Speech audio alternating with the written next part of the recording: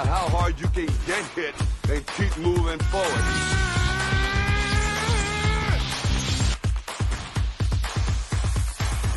You're listening to the WrestleBread Podcast. Cut the shit.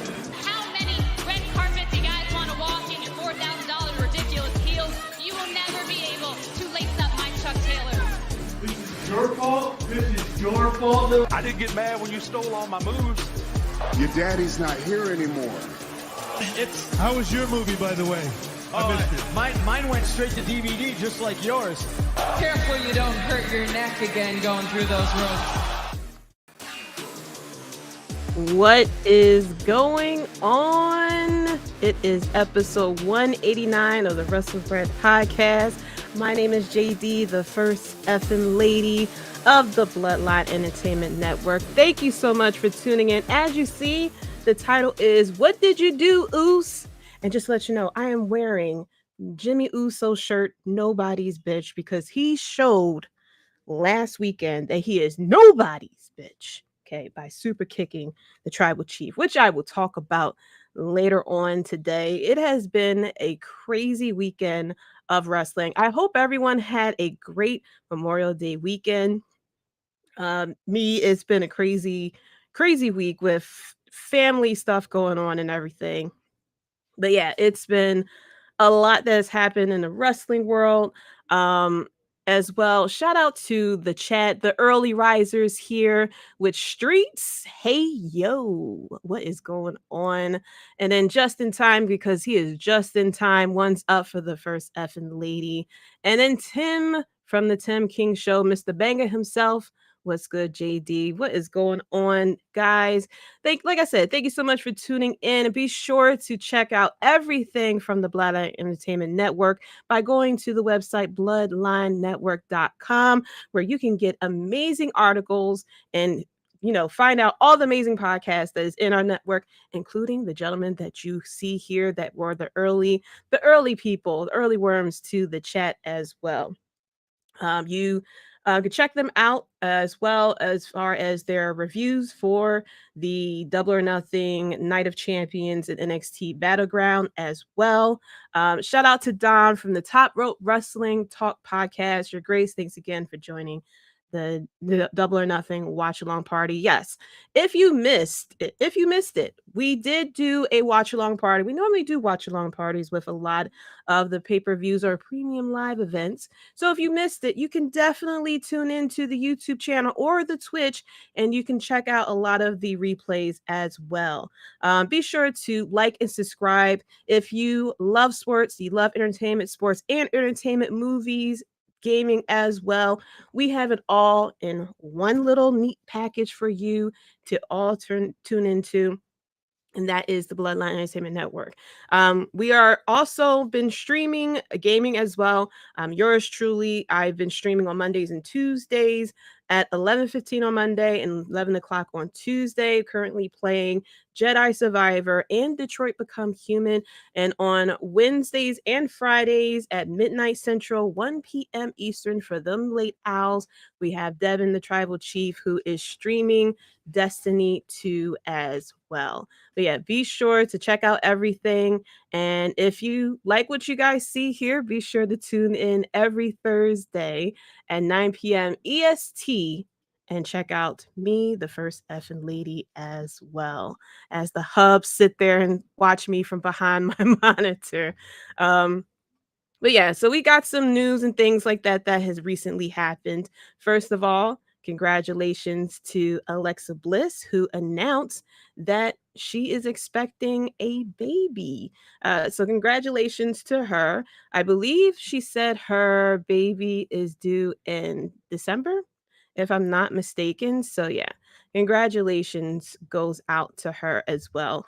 And also we had the announcement of, all the speculation about the fact that AEW is going into Chicago for AEW Collision. And it has been announced that CM Punk will be there first on the debut of Collision, which, it seems like it's going to be some of a brand split, but I don't know how you're going to do a brand split when everybody has to come together for the pay-per-view anyway. So we'll see how things go. I've heard that the tickets, of course, started to pick up now that they announced that CM Punk will be there live, and wonder what is he going to do, who he's going to be feuding first as well. We also had more information about AEW video game Fight Forever. It's supposed to come out, I believe it was June 29th, right around the time of AEW's Forbidden Door as well. They released some gameplay earlier today. I saw it on Twitch. It seems like it's going to be a hell of a lot of fun. I can't wait to check it. I can't wait to play it. Definitely maybe a day one. He just stole my water. It's definitely going to be a day one game. Maybe I might wait because with a lot of games there's bugs and stuff like that. So I might wait a little bit just to let the bugs get out and stuff. So definitely possibly a day one, I should say. But it was a roll to the elite, so it looks like there's a career mode to it. There's a lot of different modes that you can do, and the footage that I saw was that you can actually ride around and skateboard as Darby Allin, and you can hit people on the skateboard as well. So yeah, that's pretty much it as far as news than what I have saw. So before we go any further, but yes, smash that like button for me, the first effing lady. Subscribe. Go into the chat, say something like, subscribe, and acknowledge us. Put the ones in the chat if you had a great weekend as far as wrestling goes. But starting off, we are going into NXT Battleground. We're going into NXT Battleground, ladies and gentlemen. So overall, I did finally check out. Now I don't watch the weekly shows of NXT. So that's why I really didn't give a prediction for last week. But overall, it was a very good show. I wasn't really the biggest fan of NXT 2.0, the colorful NXT 2.0, but now that we got this hybrid, non-colorful NXT, I'm loving it. So we had the triple threat match for the NXT North American Championship, which was Wesley defeating Tyler Bate and Joe Gacy. That was really good. I'm a fan of Wesley ever since that he was in the Rascals and Impact. Then he came over to NXT as MSK, and then of course the situation that happened with Nash Carter, I think his name is.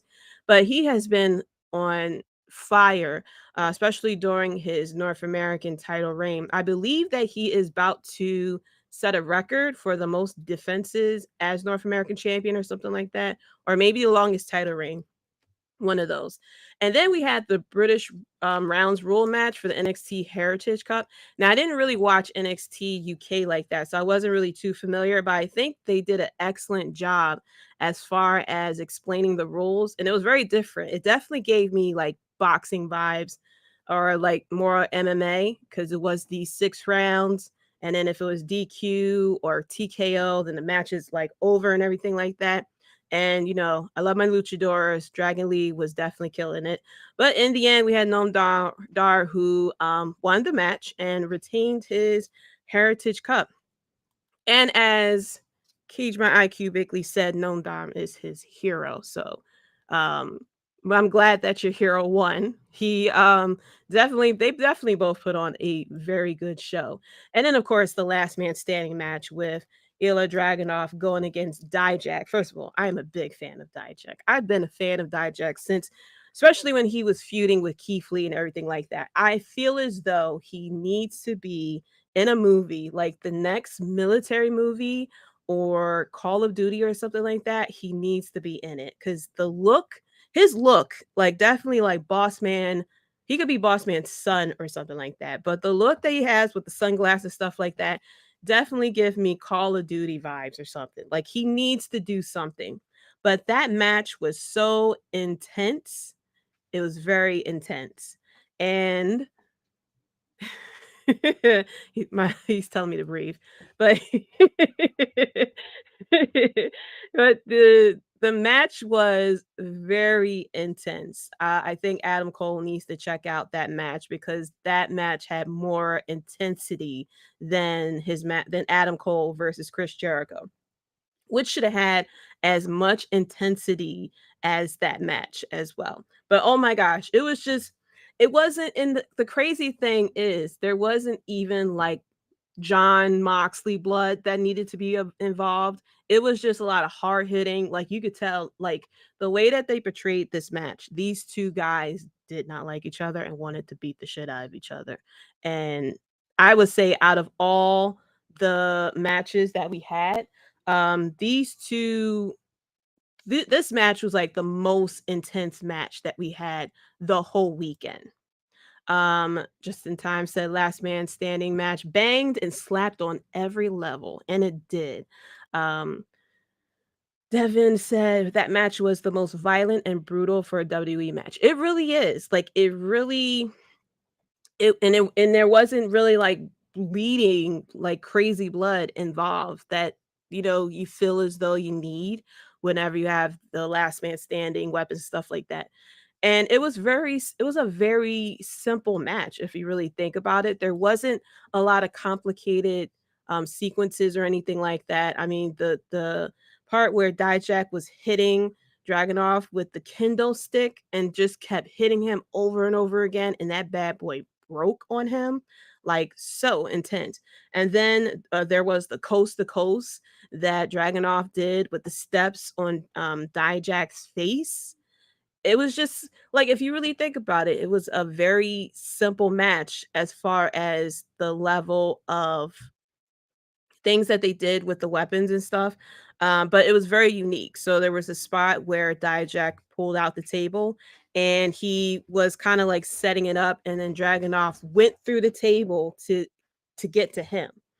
And there was the spot where Dragunov got suplexed on the steel steps in the ring. There was the DDT on the steps. It was just like it was very brutal. And I that was definitely my favorite match of the weekend was that match. Um it was just crazy. And like I said, the amount of intensity that it was just crazy. Dijak told his wife to take the kids, they don't need to see this. I knew we was in for a banger. I was cracking up when he said that. First of all, I didn't know that was his wife and kids. I thought it was just a random kid that was standing there. So I started cracking up because the way he just delivers his lines, I just love it. Like I'm telling you, man, this man needs to be in a movie or something. Like I could watch like the vignette that they did of them two when Dragunov was like, "You can't break me," and he started to torture him and stuff like that. And Dragunov was like, "I'm still standing," and then it was the shot of Dijak. He turned his head and he was like, "Perfect." But yeah, as soon as he said that, take the kids, they'll need to see this. I was like, "Oh, this is gonna be crazy." Anytime that you tell your wife, take them kids and go on the back, I don't want them to see what's about to happen. That is definitely going to be crazy. We also had the tag team match for the NXT Tag Team Championship. We had Gallus going against the Creed brothers. I wasn't the biggest fan of the Creed brothers starting out when I first saw them, but they definitely grew on me. Like whenever they go to the main roster, I really hope that Kurt Angle somehow comes out of retirement and be their manager or something, because they're definitely like you want to talk about the whole Kurt Angle's kids. They can definitely be his kids because it was a really good match, especially the part I forgot which Creed brother it was, but he was doing a suplex and he kept up and he kept doing that over and over again. I'm like, this is amazing. They give me a bit of American Alpha vibes as far as a little bit of their wrestling style. But like I said, they have grown on me since I first saw them. I wasn't really the biggest fan of them. I thought that they were kind of bland, or like it wasn't. I felt as though they were not. They were, yeah, I felt as though they was a bit bland, but they definitely have grown on me since then. And then we had the women's the vacant NXT Women's Championship with Tiffany Stratton going against Lyra Valkyria. And that was a very good match. First of all, I always heard about how good Tiffany Stratton is, and I've seen her a couple of times. And I thought she was, they were trying to make her to be like this Paris Hilton, like Clueless type of vibes, but I like her, and she's very good in the ring. I don't know her background or anything like that, if she came from indies or if she's homegrown through the Next in Line program, but she is amazing. Shout out to the Universal Wrestling Podcast. Hey, what's good, JD? Thank you so much for tuning in. Everybody put the ones in the chat for you yourselves. Acknowledge yourselves. I'm acknowledging y'all for y'all coming in and chatting it up. But yeah, I'm a big fan of Tiffany Stratton. Her moonsaults are amazing. I love the moonsault that she does when she goes, boom, boom, boom, and then off the top rope. Like, the amount of athleticism you need to pull that off, chef's kiss. So I'm happy that she is champion. And a lot of people are happy that she is champion too. She definitely has star vibes. Like, I'm waiting for her to hit the main roster because I think she will get over a hell of a lot on the main roster. More as a heel, but I think the way that she is like heel, but she can be easily cheered for, kind of like how Seth Rollins is. Even though Seth Rollins is a heel, like, they love to chant his music, so it's kind of like hard to make him like he's not a baby face, if that makes sense. I mean, he's a tweener. Yeah, he's more like that. But yeah, I definitely see her on the main roster. Her versus Charlotte, her versus you can do her versus Rhea Ripley. That would be a very unique storyline that they could put together there. I mean, the pretty princess versus Rhea Ripley and everything like that. The now properly named prettiest PME, prettiest moonsault ever. Yes, that moonsault is amazing. Devin says, I love the way NXT treat their women's division. Yes, they always treat their women's division with a very high standard. And it's pretty much like top to bottom from what I've been catching with them. It's pretty much top to bottom. Like, almost every woman on their roster, they give something, they mean something, I guess I should say. Whereas though on the main roster, a lot of the women on there are kind of like there to be pinned. Whereas though in NXT, you can kind of see any woman can win either the women's championship or the women's tag team championship, stuff like that. There's like, every woman has the ability and the chance to become a champion. And that's kind of how it always been with NXT, that they really put a lot of importance to the women's division. And I was hoping with Triple H now being on the main roster, we can kind of see a little bit more for the women's division, but it kind of seems like things kind of stayed the same. Like, we still have our top women and women who is going to be interchanging with champions, but for women like mainly Damage Control is a great example, who has the potential to be booked like very well and very effective, and now they're kind of like not really replaceable, but very beatable, I guess I should say. Yeah, they can be NXT champs again, but the audience doesn't care. I think that's what it is. The audience cares a lot more with NXT, and so it's a lot easier to handle not only the women's division but the men's division as well. Whereas though on the main roster, it takes a lot more to get fans to really care about somebody. And so it takes a little bit more, like, you have to be booking consistently with the women's division. So like when Natalya comes out and challenge Rhea Ripley for the title, everybody went like, what? Like, why? You know what I mean? Because of how she's been booked for so long. She's been consistently booked to be the beaten person. And So when she goes to challenge for the title, it's not like, oh man, this is going to be exciting. It's like, okay, how long will it take Rhea Ripley to defeat Natalya? And then finally, we had for the NXT Championship, we had Carmelo Hayes going against Bron Breakker.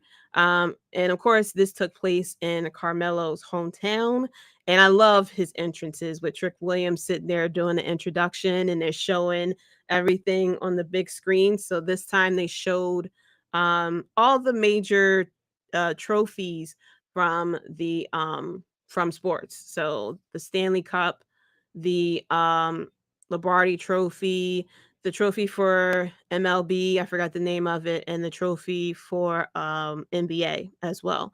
And then of course Carmelo held up his arms and he had H and M, so it spells out him with him standing there. Chef's kiss. Carmelo is he has such charisma. He is such a damn star. And this match was really good. Bron Breakker with the dog mask and stuff like that. That was really cool. And them two have like such great chemistry in the ring.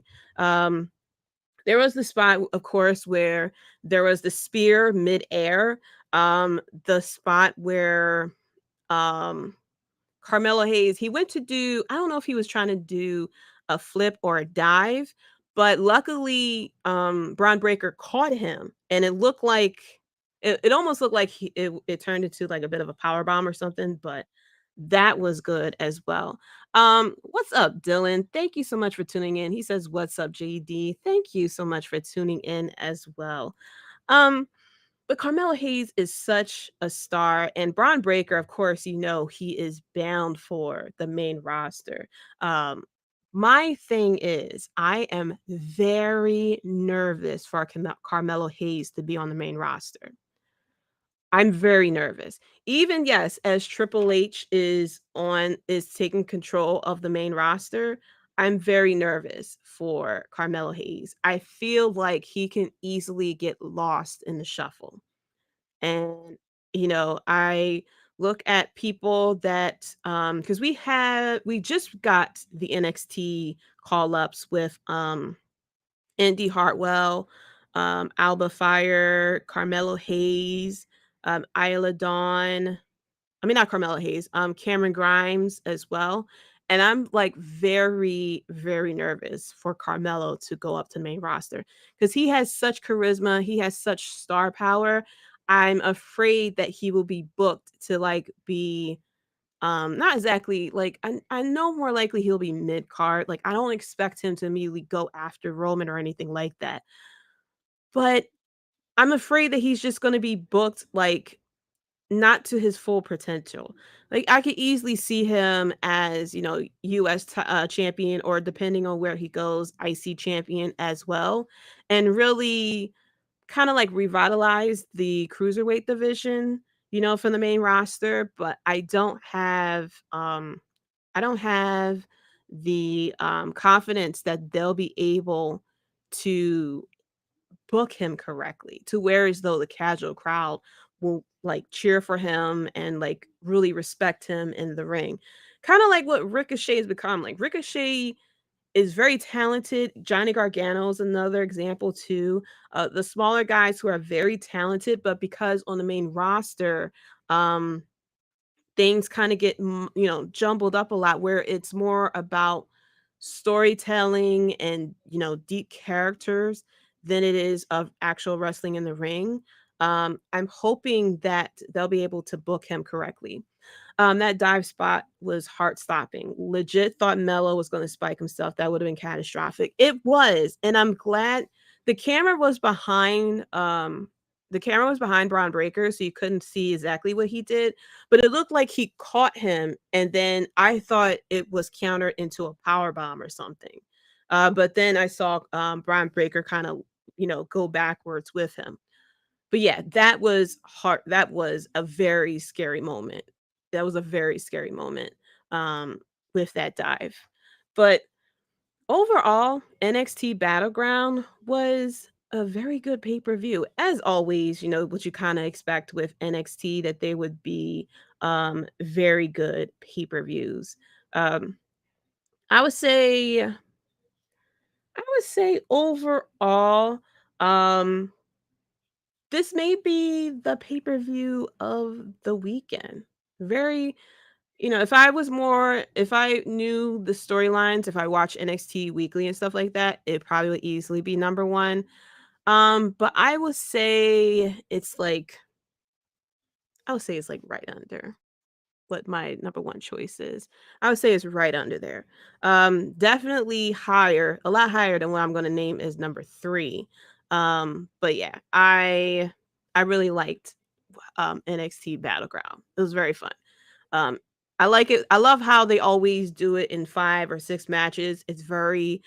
Easy to it's very easy to follow, I guess I should say. It gives enough breathe room for a lot of these matches, and it doesn't feel like these matches didn't feel like it was taking too long. Like you weren't feeling the time because from start to finish, a lot of these matches were very good. So going over to NXT, we are going to be starting out with the first match of the WWE World Heavyweight Championship, and that is AJ Styles versus Seth Rollins. What is going on? Shout out to Ben Buster. Um, Hello, all. Thank you for tuning in. Thank you so much. So first of all, motherfucking AJ Styles is 45 years old. Okay. He is putting on these matches like he is in his 20s. All right. The amazing things that he is able to pull off and what he can pull out of people. Like, I really hope they use him like forever. Not exactly wrestling, but he'll be a great mind as far as a coach, someone to help out training in the ring and stuff like that, especially with the next in line program that WWE has for their wrestlers and down in the development. Like, AJ Styles will be a great mind to pick. Um, I believe he's signed for another few more years. I think with the last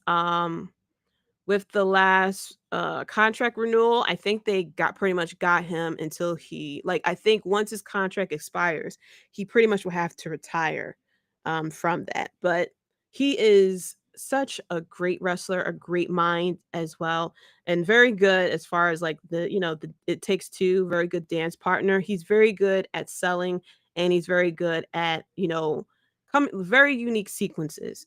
First of all, this match should have been brought to you by L'Oreal with the amazing hair from these two guys. Seth Rollins with the craziest gear I ever seen. Like, I thought he was trying to audition for a remake of The Fifth Element, the character that Chris Tucker played. Someone mentioned that he looked like he was trying to represent the Jacksonville Jaguars, which, I thought was funny. Ben Buster said AJ can help with how to rebrand yourself to a younger crowd. Yes. Him and I would say even Chris Jericho are very good as far as rebranding yourself to make yourself still relevant, because you would think after wrestling for so long that you eventually get stale, that the matches won't really be as entertaining. But AJ Styles is able to make you feel like you're watching like a 5-star match, can make anybody feel like a million bucks. I always use this example of AJ Styles going against John Cena, and how he was able to make John Cena look like a legit wrestler and made him look like $100. As to and I give AJ Styles all the credit in the world. And then with my example at Jericho, how he's able to kind of like reinvent himself with these catchphrases and things like that is so marketable. And he has the damn song that everyone sings, no matter how many times you heard the crowd sing it, the crowd still sings it. The Drink It Up Man, the I'm a Wizard, the You Just Made the List, and why, Raw is Jericho. Like, so many things that he has done over the years to kind of reinvent himself and, come up with catchphrases that will sear into people's minds. Those two definitely need to open up a wrestling school or something like that. They're great minds. This match was so good. It had very unique offense between these two. Um, there was, first of all, AJ Styles did a pedigree. uh, Seth Rollins kept trying to do a pedigree. He eventually was able to um get it over as well. And then he did the curb stomp of, well, he did a curb stomp, but he stomped AJ's hand. The commentators really didn't know how to handle it. But it looked like I don't know if AJ wasn't in the right position yet. Like I think he was like getting up or something, or maybe Seth slipped. I didn't really rewatch to see what happened, but Seth had stomped on the hand. And then eventually, of course, we get to the finish of the match, and um Seth Rollins won. And there was so many great sequences in this match. Definitely one of my favorite matches of the night. And then Triple H, of course, comes to present the title to his adopted son, because we all know that Seth Rollins is like Triple H number one at heart. And I guess the dirt sheets are wrong, because everyone kept saying, oh, he's not going to win the title because of Captain America, and how's he going to do this and stuff like that. Because he's in Captain America, and how he going to work his schedule. He's not going to win the title because he's going to be out doing movies and stuff. Well, it looks like everybody's wrong, because he definitely damn sure won the title. He only truly has to show up if he really needs to show up. Well, I think they're going to do him to defend his title a lot more often, but like, he doesn't need to he doesn't have to wrestle Tuesday, Wednesday, Thursday, Friday. He can take off the weekend. It's just pretty much one day of the week that he just have to show up, as far as with Raw. So I'm going to assume maybe that works out for the schedule for Captain America. He is part of the I forgot the name. I think Serpent Society. So it's not. I don't know if he's like a main. I don't think he's a main villain. It just seems like he is one of the henchmen of the villain. So it's not like he has to be in every damn scene. Like, he's not like number one villain going against Captain America. So it seems like it's not going to really take long for him to you know, do his scenes and stuff. Pretty sure Seth has a wrestling school. Nathan Frazier in NXT is one of his students. He does. I forgot the name of his school. It was like something Black Wrestling School or something. I don't know if it's Tyler Black or Black Society Wrestling School, but yeah, he has a wrestling school. I know that Tyler Breeze and Sean Spears have a wrestling school together called Flatbacks.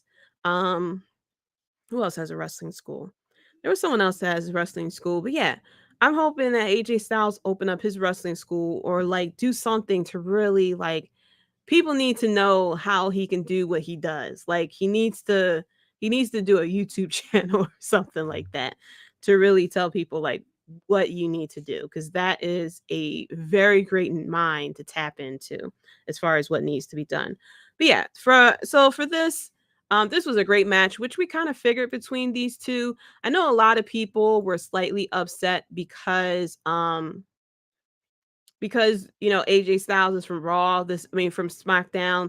This title was supposed to be for Raw exclusive, but I'm not mad that we had AJ Styles wrestling Seth Rollins. I'm not mad at that at all. I would rather have this match between these two versus Seth versus anyone else, truthfully, because I think the match that we got from these two, it was a great opening match. So to follow up, we had Becky Lynch going against Trish Stratus. First of all, thank you, Trish. Just want to say that respectfully. We also had Becky with the Kill Bill outfit as well. This was a lot of back and forth between these two. Of course, we had most of the time we had mainly Trish Stratus trying to do her finisher to get the win, and it was a lot of back and forth between these two. This match was about 15 minutes actually. But in the end, so we had the part with Zoe Starks coming in to help out Becky Lynch, and it looked like she busted Becky open. So it looks like I don't know. I thought we were going to get kind of a repeat of the situation with Nia Jax, where she got busted open and then she went on like level 9,000 and everything. Yes. Thank you, Trish. Respectfully. Yes. Thank you, Trish. Because I guess not a lot of people had time to change out of that gear. So she wore that gear again. Of course, she wore the Trish Stratus style. I was like, thank you, Trish. Respectfully. Um, I love the addition of Starks. I love the addition of Zoe Starks. I think this will help Zoe Starks a hell of a lot. I love her look. I think she would be great on the main roster. And the thing with the main roster is when someone comes up, you have to book them so carefully because first impressions really mean a lot on the main roster for some reason. Like once those casuals have a type of thinking with you, like you kind of stay there. And WWE tends to book people once you get like a certain reputation, I guess I should say, they'll constantly book you that way. And we have, like, for example, Omos. They constantly book the whole he is so tall and so he has to do these squash matches. But because they want to kind of like put him over, so they put him in these very high caliber feuds with Brock and Seth Rollins and stuff. And he has to be the one that loses. And then he has to do squash matches in order to bring himself back up again. But I think with Zoe Starks, she has a very great look. And I think that she could really gel well and connect um, to the main roster as far as a heel. And I think, teaming up with Trish Stratus and kind of like eventually put her in line to feud with Becky Lynch is a perfect start for Zoe Starks. It'll get people talking about her. People, of course, know Trish Stratus. And so it will kind of connect that. I'm hoping it goes a lot better with Zoe Starks than when they were putting Io Sky and Dakota Kai with Bayley to kind of help them out. But it didn't click well with the crowd. Like the crowd didn't really care, didn't have a reason, I guess, to care about Damage Control. So I'm hoping this goes a lot better with Zoe Starks. For a feud that has been very lackluster, the match Trish and Becky had was pretty decent. And it was. I was very surprised because that 6-woman tag that they had at Mania wasn't really the best. So I was pleasantly surprised with this one-on-one match that it went a hell of a lot better. They made the point that Trish hasn't really wrestled in a while. I mean, outside of WrestleMania. And so she had Rust with her. She had a little bit of Rust the first time that she wrestled. And so with this match, it went a hell of a lot better than I actually thought it would do.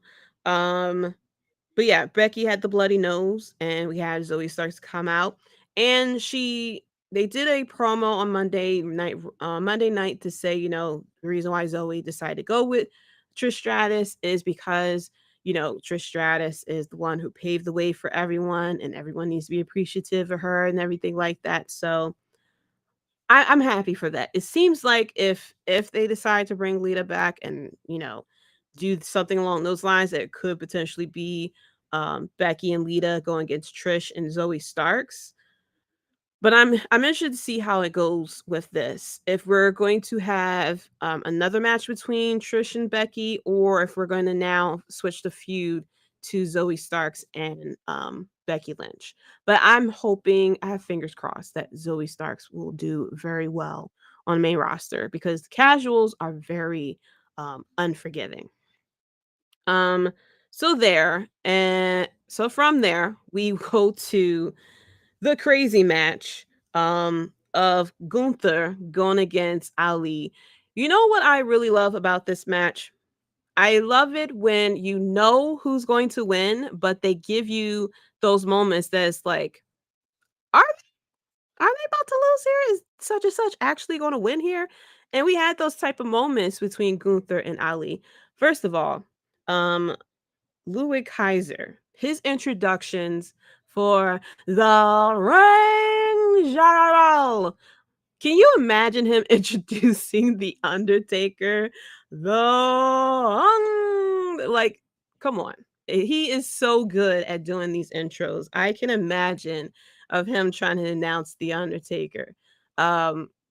But yeah, first of all, Gunther looked amazing in this match. The chops, he was chopping the hell out of Ali. But I'm happy that Ali got a little bit of offense. It seemed like that they were kind of going for, getting him a little bit of offense. I think this is his first time really wrestling in front of the Saudi crowd. I may be completely wrong, but I think this is his first singles match um in front of the Saudi crowd. I know he had the tag team match with Mansoor. I think they had a tag team match together, but I think one on one, I think this is his first time wrestling in a singles match in Saudi. So, the way this match was really set up, I mean, it was only 8 minutes, so it wasn't like this dragged out for a very long time. But I love the fact that um Mustafa Ali had a bit of offense. He started off, I think he drop kicked Gunther or something like that to the out on the outside, and he kind of like took down Gunther a little bit that way, and that's how he was able to generate offense from the get go of the match. And then, of course, like it started to literally go down from there. Um, yes, as Devin says, the Rang General. I love the way he says it. Like I can only imagine the way he would introduce other people. If he doesn't get into announcing or something like that in the future, really wasting talent there. But yeah, he's really good. Just in time said Gunther and Ali for the little time they got was awesome. Even though it was obvious Gunther was going to retain, they made you believe Ali could win, which I love. And I love that too. I love it that when, like we saw with Zelina Vega and Rhea Ripley, like we knew that that Rhea was going to retain, but it was a little bit of moment that Zelina Vega had a lot of offense, and it made you feel like, are they about to like pull the impossible here? So I love that, and I like it because it makes you pay more attention to the match instead of you just waiting for the finish to get here because you already know who's going to win anyway. It makes you pay attention more to the match. Um, so yeah, I was a big fan of that match. That match was chef's kiss. Love it. So next up, we had the surprise match of the night. We had Bianca Belair going against Asuka. And the surprising thing for me is that they were booing Bianca in Saudi. Like, if you are booed in Saudi, you know that is saying something. She is supposed to be the baby face. In Saudi, they cheer for the baby face or the hometown person, and then they boo the heel. Like they stick to the script. And they were booing Bianca Belair there from you could hear the boos. And I was shocked. I was like, okay, yes, it is time to pull the damn trigger. Like once the Saudis turn on you, the Saudi fans turn on you, like like it's time to like stop it here. Um but this match was good. This match actually went for exactly 15 minutes, but this match was really good. First of all, Asuka is fucking amazing with her counters. My goodness. She did this counter into an arm bar, which is chef's kiss. I love it. She like the counters that she be doing and pulling out. I absolutely love it. Of course, I love her theme music. I know the words to it and everything. It is something that I listen to. Um, it is something I listen to. I love her. I love the new theme song. And I was, of course, the story of this match was the mist. Asuka, of course, at first was catching Bianca with the mist over and over and over again. And then as Bianca started to get a little smarter, she knew when the mist was coming. So she was able to duck it a few times in this match. When the ref wasn't really paying attention, I think she was trying to separate them two, and so she was trying to push Asuka back, and Asuka went for the miss, and Bianca ducked, and so she missed the mist, and so then Asuka, fuck, something I would never even guessed, took her hand and sprayed the mist on her. She had her hands taped up, but she sprayed the mist on her hands, and so when Bianca went for the kiss of death, Asuka put her hands into Bianca's eyes and blinded her that way, which I effing love. That is so unique. I don't think any of the people who used the mist did something like that. It was always, spray it and stuff like that. So I thought that was so fucking unique to have a finish like that with her using the mist to win. So of course, the way that she won it, we're gonna have eventually a rematch between Asuka and Bianca Belair. But I'm so happy Asuka is champion. Yes, I love Asuka. I love Asuka since she was killing everyone in NXT. Just in time said, cool that they put the title on Asuka. Really good match as well. Sucks it doesn't fit the whole confusion with the women's championship right now. I know. Somebody needs to tell Papa H to get it together. I mean, seriously, as much shit as we put on Vince McMahon, by now Vince would have had them titles changed the fuck over. I'm sitting here saying the Raw Women's Champion. I completely forget this is actually SmackDown. So yeah, I've Triple H needs to get it together. Pull some unique shit out your bag. Like we call you this creative genius, and you have yet to figure out how to switch these damn titles. Like it makes no sense. Like just have a backstage segment of you taking the title from each woman or something like that. As long as you don't do the dumb shit that they did previous, where it was the tug of war with the titles or whatever. I'm fine with that. Shout out to the Faction Cast podcast. Thank you so much for coming in and taking a listen. Shout out to you. Be sure to check out all these podcasts that are coming in as well. But yeah, Triple H need to figure out something. Like switch these damn titles because this keeps confusing me. I keep saying Raw is technically SmackDown, and SmackDown is technically Raw. And I'm sitting here like, yeah, this is for the Raw Championship, but it's actually technically the SmackDown Championship. Dom said, wish she would have beat Bianca at Mania, but I'll take it. I love Asuka too. I know people love to say Vince, but this is Triple H, yo. Triple H felt as though he wanted to get I think Triple H really wants Bianca to hold the title until next Mania. Or, because she has had such a long title reign, I think they wanted her to hold the title to next Mania. But however, every single city she has been in, there has been boos for her. So it would be detrimental to her to keep the title on her and continue on. And so I think that they had to call the audible. It may have been possible that they called the audible during this match because we had the boos coming in for the crowd. So, I think I wish that they could have had it done at WrestleMania so that Asuka could have her big moment, especially in front of the American crowd. But, we can't complain too much. We'll see how, things go. But I really feel as though they wanted Bianca to hold the title until next Mania, very much like Roman Reigns. But the fact that she is getting the big dog Roman Reigns, the blue-eyed Roman Reigns treatment as of right now, with her getting booed, even though she's supposed to be the biggest baby face of the company and everything, especially the fact that they keep using her for marketing purposes.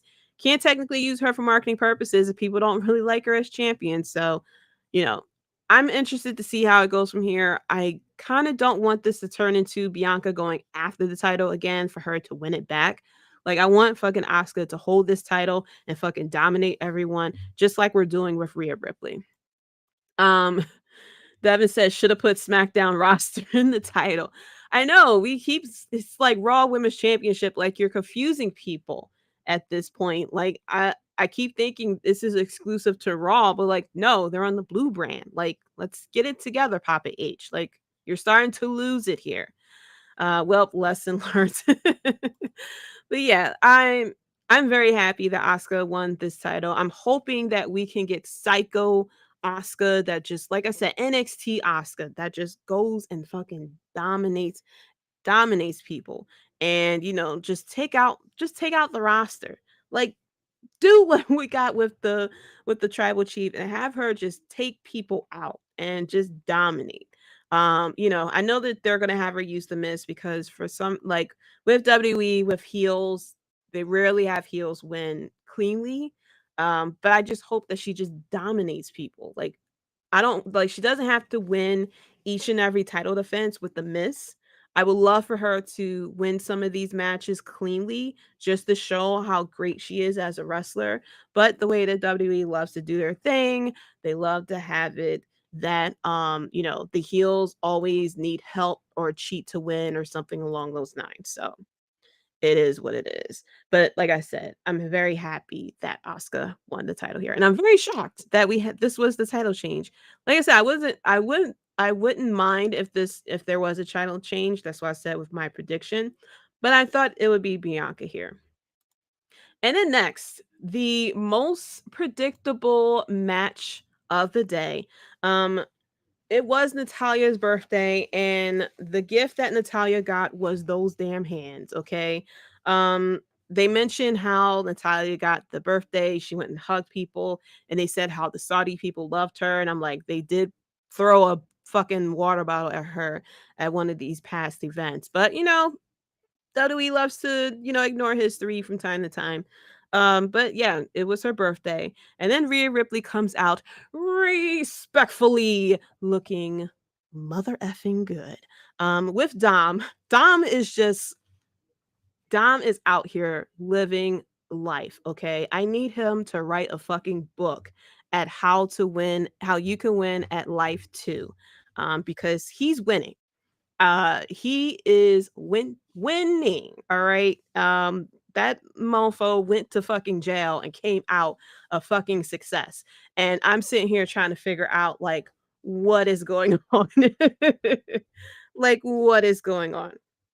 But yeah, for Natalya, she got the gift of an ass whooping from mommy. This match was not even a match. This was just straight domination from mommy. Um, Dom was cracking me up. Dom grew on me.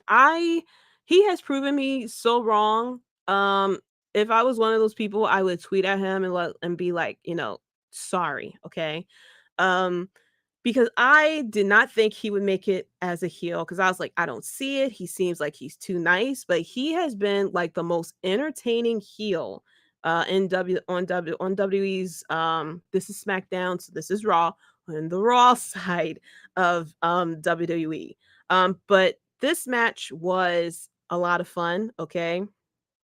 Rhea Ripley let us all know that Natalya is not fucking winning. How we said with Mustafa Ali versus Gunther that we like the fact that Ali had the opportunity to win. Like we was like, oh, I love the fact that, even though we know who's gonna win, there's still that little bit those moments where you think that they can actually lose. We didn't get that here. Mommy was like, I'm not here to play motherfucking games. This match went for a minute and 10 seconds.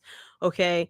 This is like the first fight that you have in Elden Ring where they want to show you that this is what you'll eventually fight. You know how they always give you that final boss first and you automatically lose no matter how hard you try. This is what happened here. Okay. Natalya thought that everything was sweet. And she didn't realize you're going up against the final boss and you're level 1 with a stick in your hand. Okay. That's exactly what happened to Natalya. And Rhea won. First of all, Rhea had won. Dominic was I was cracking up. Dom jumped into her arms. She carried Dom, walked over. He started pointing at Natalya and laughing like this is an after school special or something like that. And I need someone to check on Buddy Murphy or Buddy Matthews, his name. I need somebody to check on Buddy Matthews because because of course they were mentioned the next night by the Acclaim, which is and she said, how she said, Dom, we're over in both companies. And Buddy Murphy, like, yeah, yes, you are. And this, that, and the third. And he deleted the tweet.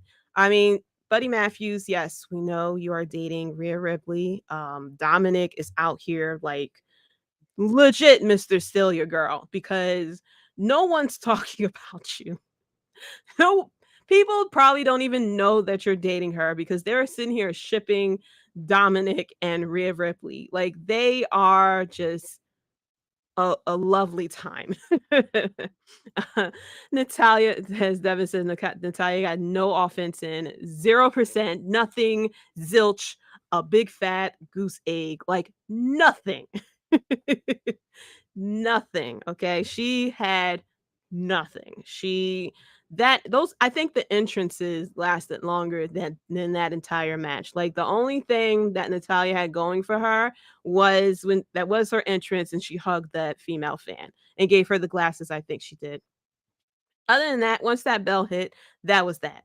Like you got your ass whipped. She like you couldn't even pull out the, typical sharpshooter or anything like that. It was just straight up domination from Rhea Ripley and Dom Dom.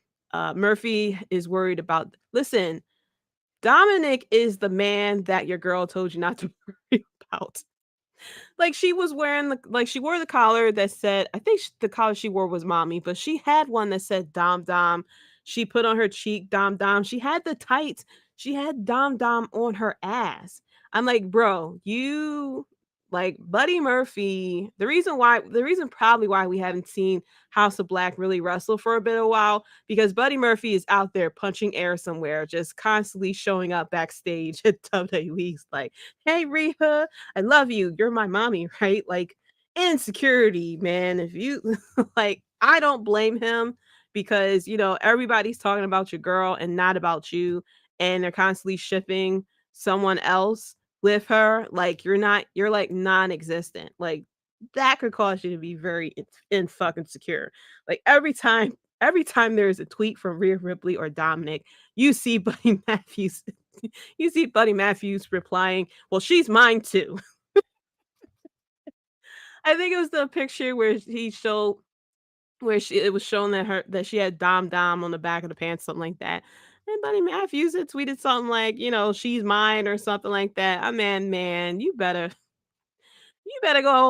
stay over in AEW and do, work on your flips and chops or something like that, man.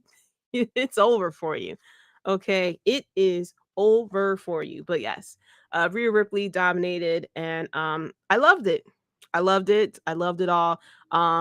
And then of course, because they're over in Saudi, they have to wear the full gear, and Rhea Ripley respectfully wearing the fucking dominatrix shit with the fucking leather and the zippers and spikes and shit. I'm like, just towing the line with that.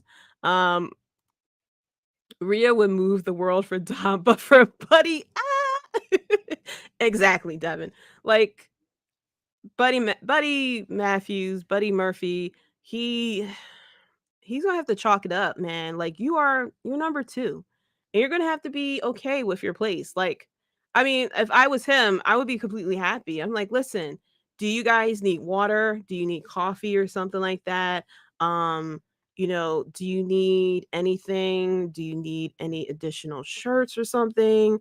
Like, I would be friends with Dom. I would take Dom out for like, hey man, what's your favorite food? Like, I'll take you out to lunch or something. You know what I mean? Like, do you have bail? Like, next time you go to jail, I'll bail you out, dog. Like, it ain't nothing. Like you're dealing with a convict. You didn't lost. Dom said, I think Buddy said her bun may have your name on it, but I get to touch it. Yes, that's what he said. Straight insecurity, man. I'm like, he might as well have kept put in caps. I am fucking insecure about this. Like, this wasn't kayfabe. It was fucking real to him, damn it. Like, someone needs to put, but on the gift that we see of the guy crying, he's like, it's real to me, damn it. Somebody need to put Buddy Matthews' face on that kid and for him to say, it's real to me, damn it. That's my girl. I don't care about kayfabe. It's real to me, damn it. He started an argument that night. Why you gotta have his name on your tights like that? Like I could see if you had Judgment Day, why you gotta have his name only? There's other people in Judgment Day besides Dom Dom. Why you gotta put his name on the Joker? Like, oh my gosh, the day that's what dirt sheets need. Like these dirt sheets want to talk about if Seth Rollins will be champion because he's in Captain America. I need them dirt sheets to tell me what the argument was that night when Buddy Matthews tweeted that out. Okay. I want to know that. Give us that type of dirt. Okay. I want to see Dave Meltzer sit there and say, last night, Buddy Matthews started an argument with Rhea Ripley asking her why she had Dom on her tights like that. Yes, Devin, emotional damage. Like Buddy Matthews is out there crying somewhere. That's probably why he sits there and just whoop everyone's ass over in AEW. Like he is taking it all out on people, okay? Meanwhile, Malachi Black sitting pretty because his girl, well, when Buddy Matthews should have felt good because Rhea Ripley beat it up Zelina Vega. Like but he still doesn't win. he's still not winning in the end. But yeah, it's for Buddy Matthews, I will keep you in my thoughts and prayers for your sanity and for your emotional state because you in a whole other company and you just can't take it. You can't take it. Like you're on the losing end, my friend. Like even though he is a trios champ and everything like that, and you should be happy that your woman is champ, you're a champ and stuff like that. But Dominic is living in his head rent free, yo. Dominic wasn't even in jail when he sat there and said he did nothing. It was hard times, stuff like that. Nah, man. You was living, you were good. Okay. You're living rent free in someone's head. Dom shouldn't have no mortgage for the rest of his life because he stayed living in Buddy Matthews' head, man. So after that, we had the match that everyone had an opinion on. Whether you disliked the way that the finish won, it was a lot of MMA experts out there, a lot of martial arts experts out there that wanted to talk about the how a person should react to a Kimura, and that is with this match with Brock Lesnar going up with Mr. Adversity, Cody effing Rhodes. First of all, shout out to the Broadcast Podcast coming into us from the future. What's up, JD? Thank you so much for tuning in, yo. I forgot the time difference of where you're at. I know it's not 10 o'clock p.m. where you're at. So thank you so much for tuning in and checking out this episode of the podcast. But this match. So as I always say, I am president of the Cody Haters Club. 12 p.m. Well, okay, so you're about 14 hours, 14-hour difference. So yeah, thank you so much for tuning in at that time as I'm hitting noon over there in the future. But thank you so much for tuning in. Now I always say I am president of the Cody Haters Club, and that's with a HATA, not an ER, because I don't know him as a person. I'm only going after what I see on TV.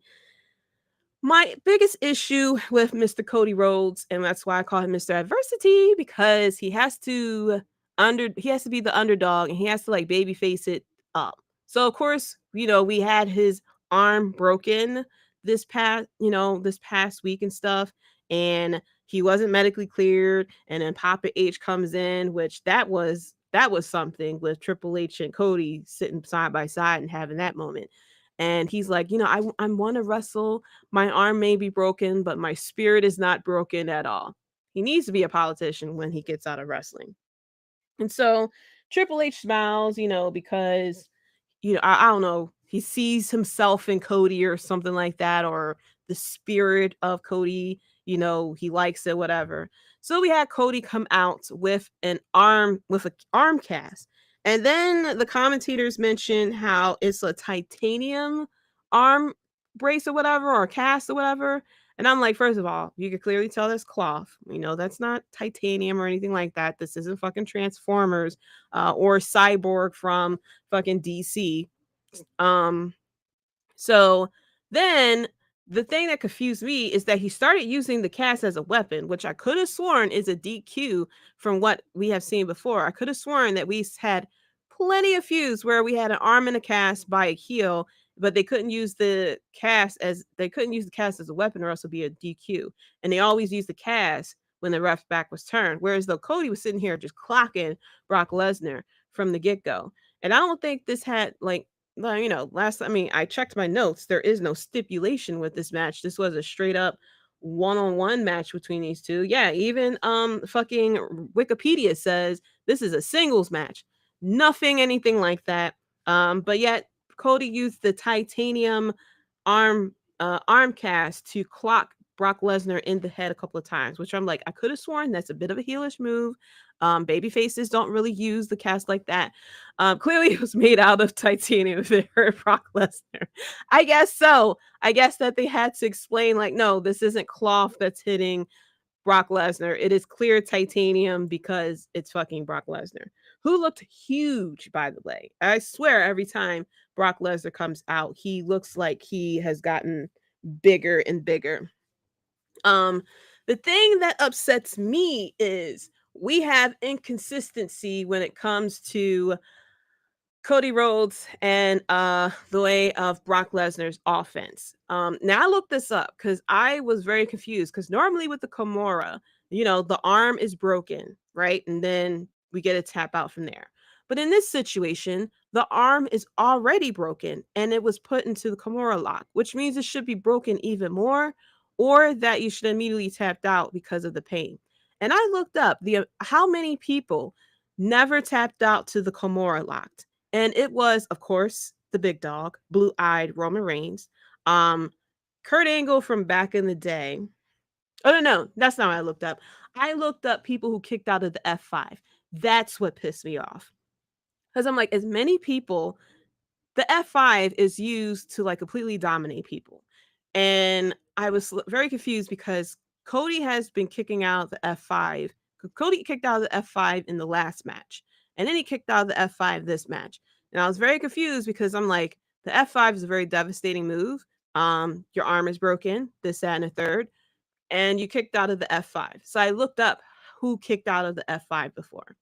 And it was Blue-Eyed Roman Reigns, Drew McIntyre, Bobby Lashley, Kurt Angle, and there was a fifth person. I think The Undertaker. Yes, The Undertaker, because at the Street, he had to do it 3 times. So, yeah, it's a very small amount of people who kicked out of the F5. Now, if this was done for, special for Cody because the F5, yes, Devin, and the Tribal Chief version of Roman Reigns too, kicked out of the F5. So I was a bit upset that Cody kicked out of the F5, and it wasn't like made as like a big spectacle about it, if I remember correctly, but it was just the fact that he kicked out of the F5. That's what I'm a little upset about. And it was just like the amount of like it wasn't even like John Cena level.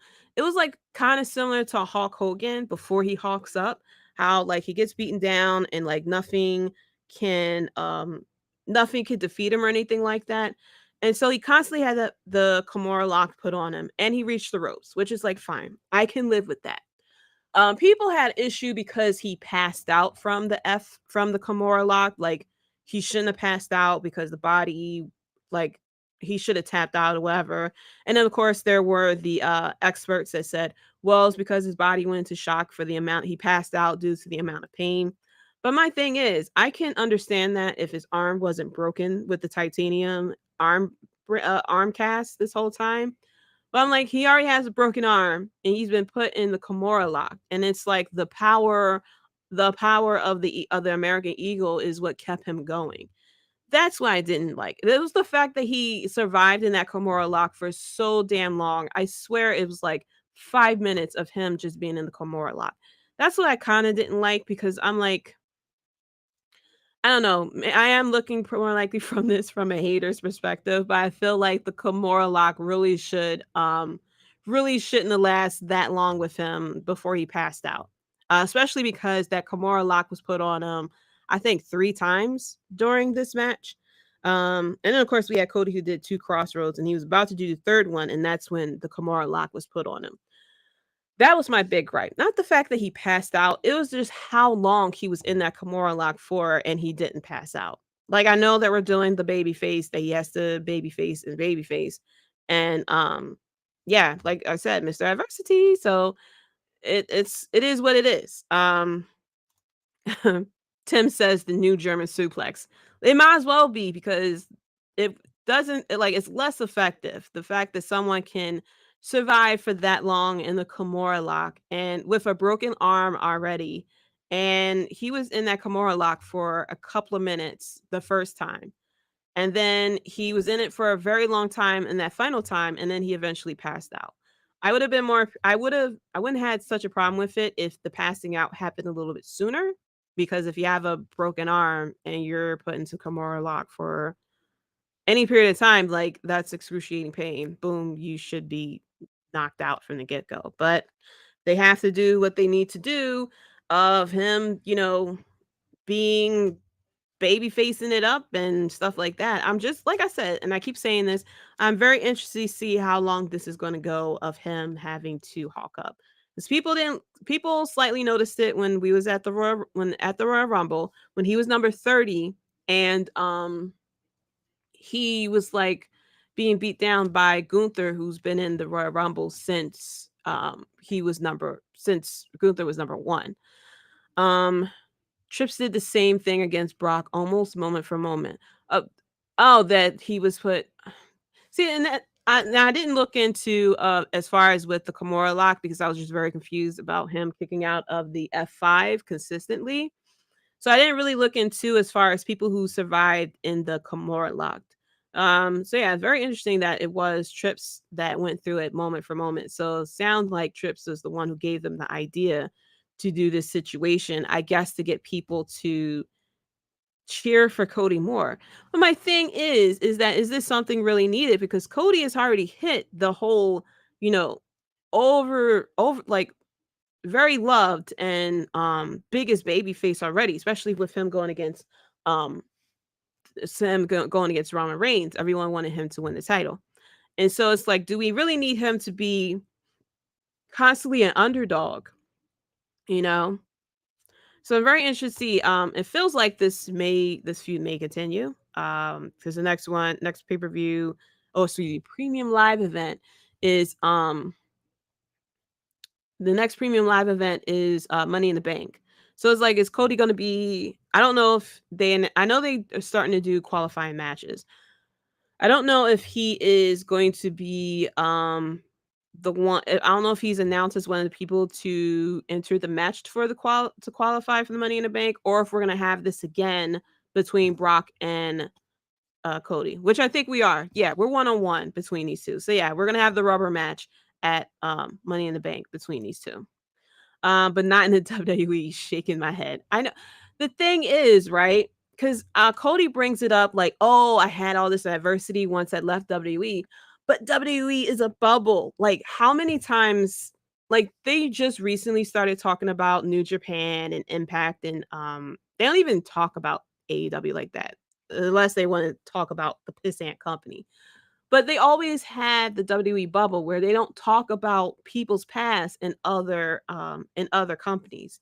So if we are looking at in the WWE bubble, like, yeah, he can sit there and say all he wants what he did outside WWE, but there is a whole casual crowd who is not familiar with him outside WWE. And in fact, I'm very sure a lot of people in the crowd don't even remember him from his first run in WWE. They only just remember him from his return, that they don't even remember Dashing Roads or Stardust or anything like that. They just know of, what we saw since Mania of last year and the fact that he got the torn pec. So while we can all connect, like, that's why I'm saying the adversity thing, because I'm not connecting what he did in AEW or anything like that. Like, I'm keeping the attitude the same from AEW as far as him needing to be the big baby face, because that's what he did in AEW too. And it was very detrimental to him at a certain point, detrimental to him and other people as well at a certain point. But it's people who like want the adversity. I just feel like it feels like they're redoing what he originally did, because WWE loves to repeat things, and it feels like they're redoing the whole situation of him with the torn pec and him fighting through it with him with this broken arm. So it seems like they're trying to redo everything so that you can get the whole underdog baby face through the injury storyline. He needs to do something while Roman continues to hold 2 titles hostage. Well, truthfully, I think they really want to pull the trigger for him to win at Mania 40. which will be the perfect city to use the whole underdog situation. Philly is the perfect thing to use for underdog. I mean, we are the definition of underdog when it comes, especially with the Eagles and of course Rocky Balboa. That's where it all started. We still have the statue of him by the Art Museum steps. So I think that they definitely want to pull the trigger for him to win the title at Mania 40. And I think in order for him to get that build up, they just have to they have to put him again in these feuds where he is being constant underdog. But I'm like, I don't know how they're going to how are you going to book that out for a whole year before it gets tiring, So after he go after Brock Lesnar, who's the other person that he can have this underdog situation with? Who's a heel because who's a heel? Because the biggest ones he already went through. He went through, Seth Rollins first of all. Then we had the tribal chief, and then we had who we had? Then we had Brock Lesnar. So it's like, who is after that? Bobby Lashley is face. So I'm trying to think who he would go against after Brock Lesnar. What is the next whole big heel that he can go against to do the whole baby facing again? Can't be Seth Rollins, except Rollins is universally loved and he is champion at this point. Like, do you go back against Seth Rollins, which I highly doubt they should do, especially if you want to have Cody to be, actually cheered as the ultimate baby face. Jinder Mahal, maybe. You gotta kind of keep it, kind of do the thing. Yes, from the Bloodline Entertainment Network, which you should check out soon as we're done here. But yes, adversity, that is what he is. Cage by IQ. Apparently Cody will be on SmackDown tomorrow. Shaking my head. Why is he gonna be on SmackDown? I still think it will be Cody versus Gunther at Mania for the title. I've heard that it would be Cody versus Gunther. But but we need to then stop talking about finish the story. You know what I mean? Because we leaving it open as far as him versus Roman Reigns, unless we're pretty much doing what happened between him and Seth Rollins, where it was just that one-off match, and then that one-off match feud, and then we're kind of done with it and we move on, So I'm afraid of that match because I love Gunther. And if Gunther is the title holder, I want Gunther to retain the title holder. I know Cody needs to win a title at some point of time because that's what we keep building to. But I love Gunther. Okay. I love Gunther and I would want him to hold that damn title. Him and AJ have the OC attack him and bring up their time in the Bullet Club. That would be interesting. But the thing, then that would have to make AJ Styles turn heel. You know what I mean? They have to be careful who they put who they put Cody Rhodes against, because so far they have put him against very strong heels. And they're constantly doing the whole underdog, finish the story, because that's what we had with Roman Reigns. This time we have, I got the broken arm, but I'm still going through it with the adversity with Brock Lesnar. So if he do have him go against AJ Styles will make him look like a $1,000,000. But you do have the section of the crowd that really likes AJ Styles. And the last thing you want is for Cody to get any type of booze, because this whole build that you're doing with him can be washed away. Finishing the story would be winning the title, in my opinion. It would be, but it really felt like the finish the story part should be with Roman versus just winning the title either way. I think it's a very strong story that they can have continue with Roman Reigns and Cody Rhodes. Kind of very similar to we see in a lot of the movies where we have the antagonist and protagonist, want to fight each other, but something happens and they have to separate themselves during the movie, and then they come back together again in the final scenes, the final battle of the movie. I think that's what we kind of can do here with Roman. It's just we're a little over a little under a year to next Mania. And so it's a lot of premium live events and a lot of feuds that we have to run through for Cody to eventually go back to Roman Reigns, who is actually on SmackDown. So you got to make that connection as well. Tim says, right, there's no story to finish on a title that has existed for 3 days. Although I prefer Roman versus Seth and Cody versus Gunther at Mania 40. Yo, Roman versus Seth would be straight money. But the thing is, with this stupid brand split, it's like, how are we going to make that connection with Roman with either Seth or Cody? Like, are we then making the world heavyweight title a title that can be bounced between brands, or are they going to do away with the brand split eventually, or maybe even have Seth win the Royal Rumble and then he could challenge Roman Reigns that way? And then it's like, well, how do you connect Cody and Gunther at that time? So yeah, it's just, I'm very interested to see where we go from here, because I can't think of any bigger heels than Brock Lesnar and Roman Reigns as far as who Cody can like go against to keep up with this whole ultimate baby face. Unless Drew McIntyre returns and he turns heel, and maybe we can continue with that. Who knows what is actually going to happen with there, if he decides to stay or not. If he decides to stay, they could bring him back, turn him heel, and it could be him versus Cody. But I can't think of anybody off the top of my head who could be that big heel for Cody to really go against. Of course, Big Lee says, I'm a Ring General follower, so I want Gunther to keep the world title too if he wins it. I am with you, my friend. I want Gunther to hold the title. I want Gunther to tribal chief that title a little bit, okay? They did amazing with him with the IC title. I don't know where Theory is at. He has went missing, but we have Gunther, and I want him to be treating with the title just like they have been treating him with the IC title. There's no brand split. It was all a lie. It really feels like it. It really feels like, especially that we have AJ over at Raw. So it's like, bro, why we got? It's just like with AEW that they're trying to do a quote unquote brand split, but it's like it's meaningless. Like, I understand why they want to do a brand split, because you want to give people more time or whatever and create like you be able to create feuds out of nowhere because these people are on the same brand. But it's like, this is no longer SmackDown versus Raw of 2008. We need to you gotta make it make sense here. But yeah, that was my issue with this match, is the fact that he held on to that Kimura for a very long time. And I know Brock is going to be okay after this, but it's just like, Brock is such a dominant person. I would have loved for us to, for his moves to be a little bit more effective, I guess I should say.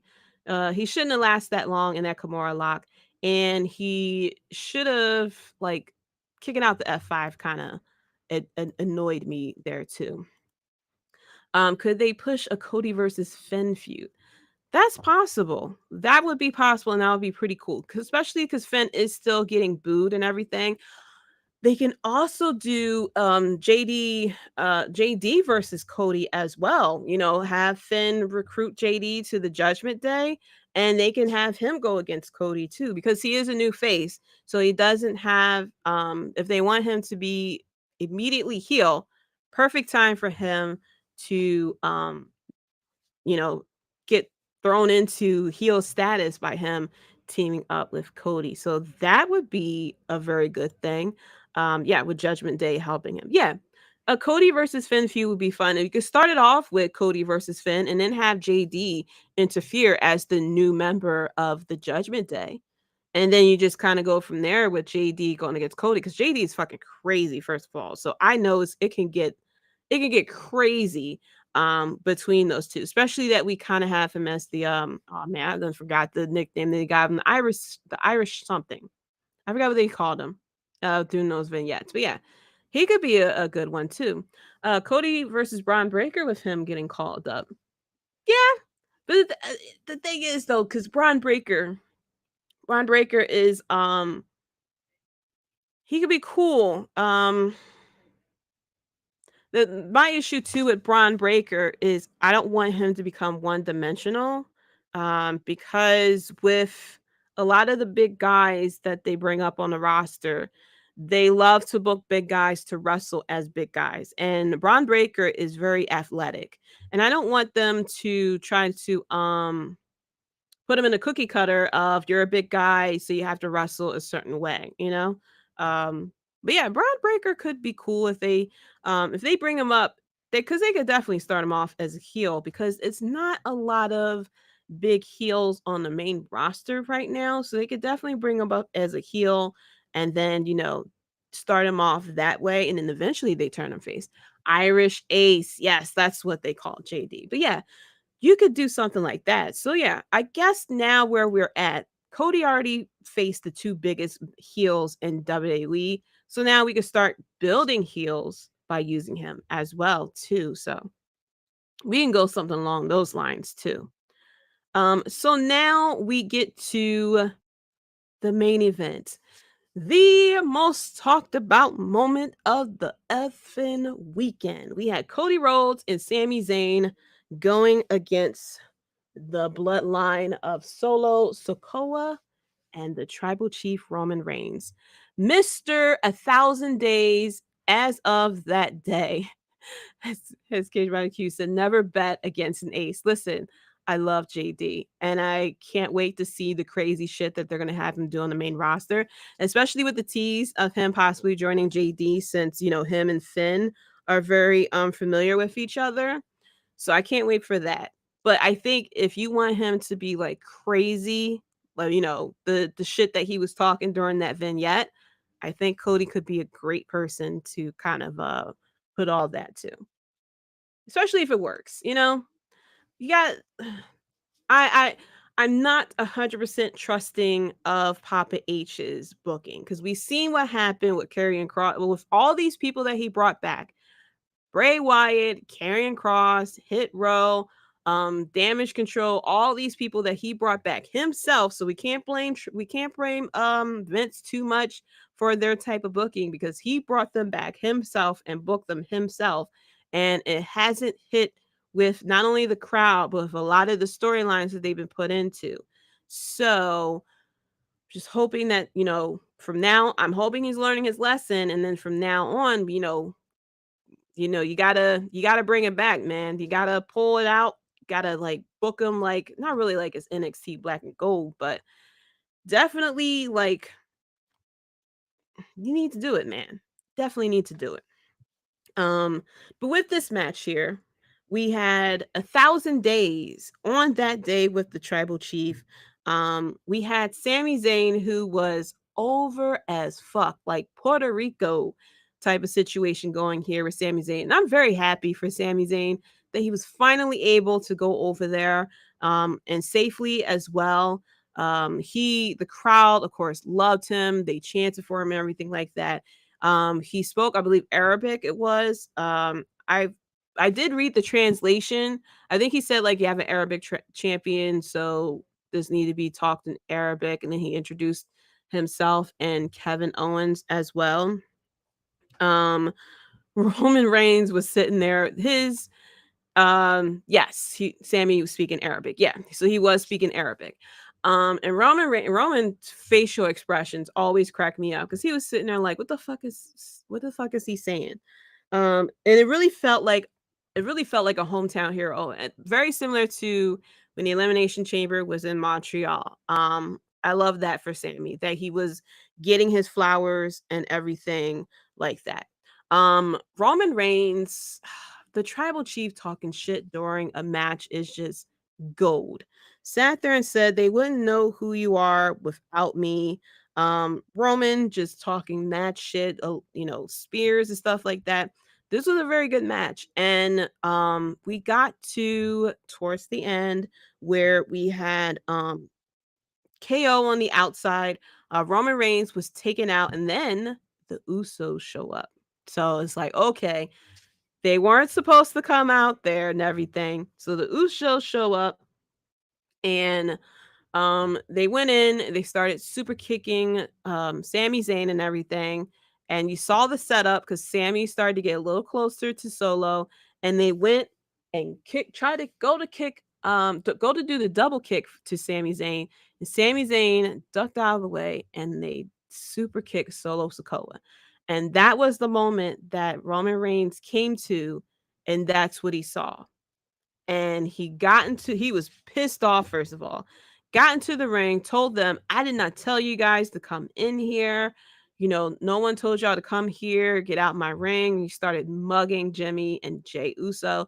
You started to really mug Jey Uso. And then he went to turn to Jey, and Jey motherfucking super kicked him. He was letting everybody know that he is nobody's bitch.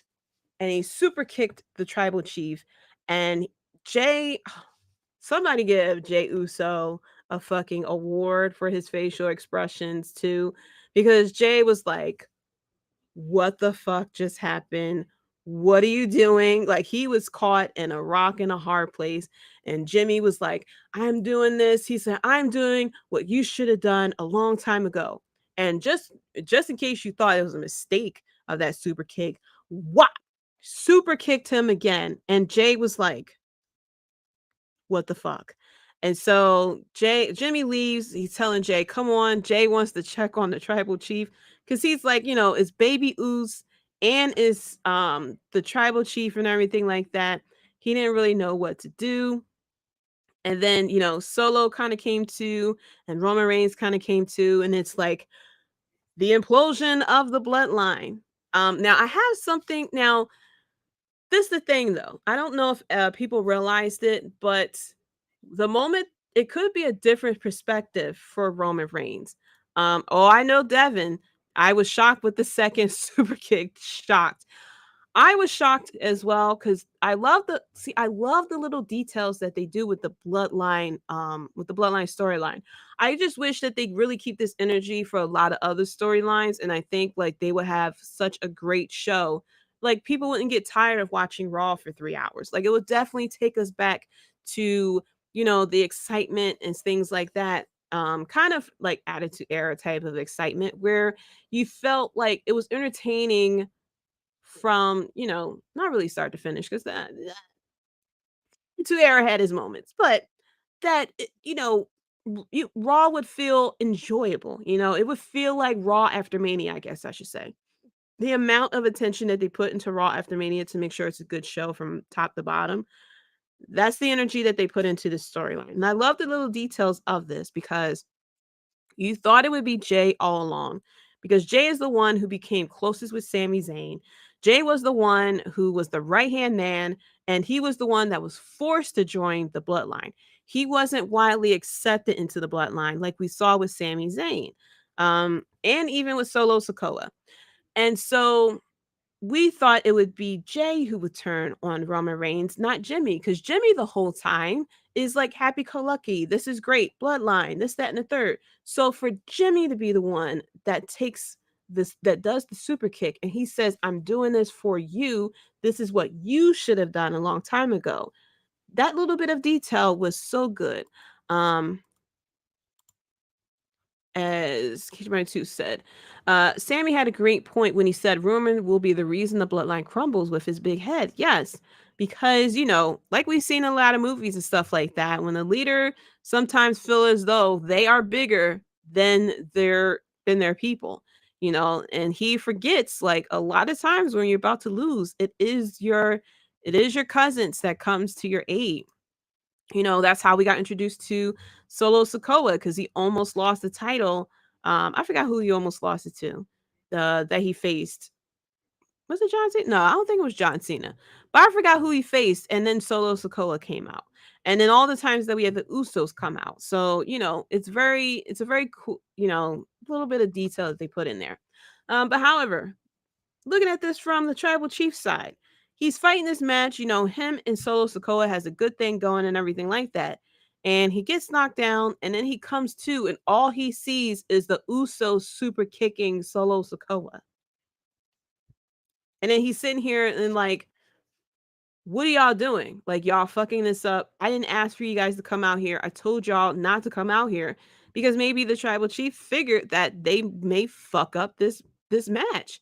It was Drew McIntyre. Thank you. It was Drew McIntyre that Roman Reigns faced, and that's when we got Solo Sikoa. Thank you. But yeah, like from Roman Reigns' side, he's fighting, he's in this match, stuff like that. Everything's going good, and then here comes the Usos who shows up unannounced, and they're messing it up because they're trying to super kick. They went to try to super kick Sami, and didn't realize how close Solo was to him, and then super kicked him by mistake. So, you know, looking at it from the tribal chief side, if you doing good in the match, stuff like that, and then that's you come to, and that's immediately what you see. You just see them super kick the shit out of their little brother, and it's like you probably thinking they did this because they're upset that they're not in this match or whatever. And so yeah, you probably get upset too that you trying to take all the titles from you trying to take all the titles in WWE, and here comes your damn cousins showing up when they're not supposed to show up. Jimmy and Jay protect each other at all costs, which is really cool. Even though I do just one match, like I don't need a whole feud or anything like that. Like I wouldn't mind the tribal chief tell Jay like you need to face your brother, right hand man, yada yada yada. We just get one match out of them too, and then after the match, then they both turn on the tribal chief. I wouldn't mind that. I just know that match would be so fucking fire. Is Jay versus Jimmy. My tribal chief hurt, and then Devin puts up the ones for your tribal chief. Tribal chief should know better than to dedicate this match to someone else and not win. Sounds like something that the Usos may bring up at this celebration that's supposed to happen tomorrow night, because it is supposed to be the 1,000-day celebration for Roman Reigns come tomorrow. So very like the thing is though, like with this storyline and what happened, guess what's happening? Everyone's gonna motherfucking tune in on SmackDown. So I feel like if you keep the same energy with with multiple storylines, people are gonna want to tune in to Raw and tune in to SmackDown, stuff like that. And it's just funny because I forgot who said it or anything like that, but it just shows like whenever the tribal chief or whenever the bloodline is on TV, people tune in. As Devin hit the solo for what happened. But yeah, that's probably what Roman sat there and said when he saw that the Usos went to super kick Solo. But overall, this was a very good pay-per-view. And normally, recently these premium live events in Saudi have been very good from bell to bell, from top to bottom. But I will say this is my pay-per-view of the weekend. NXT Battleground is a close second, but overall, this was a very good pay-per-view. It made for Asuka winning, first of all, with the heavyweight championship of Seth Rollins versus AJ Styles, as great as a match it is. With this damn surprise with the breakdown of with the bloodline and everything like that. Even Brock Lesnar going against Cody Rhodes, even though I had the issue with the Kimura, I was slightly fine with it. And then of course Rhea Ripley respectfully dominating Natalya. Devin goes, what? Are you saying what because I picked Night of Champions as my number one? Or are you saying what because of what I said about the bloodline? You did call that Asuka win. You did call that Asuka win. I didn't believe in it. And then I realized, shoot, I didn't have anybody change titles. And so I was like, I picked Asuka like last second, I think it was. But I thought it would be Bianca. I thought it would be Bianca Belair that would retain the title. Oh, you're saying what? Because I said Night of Champions number one. It is, like I said, only because I'm not too familiar with NXT.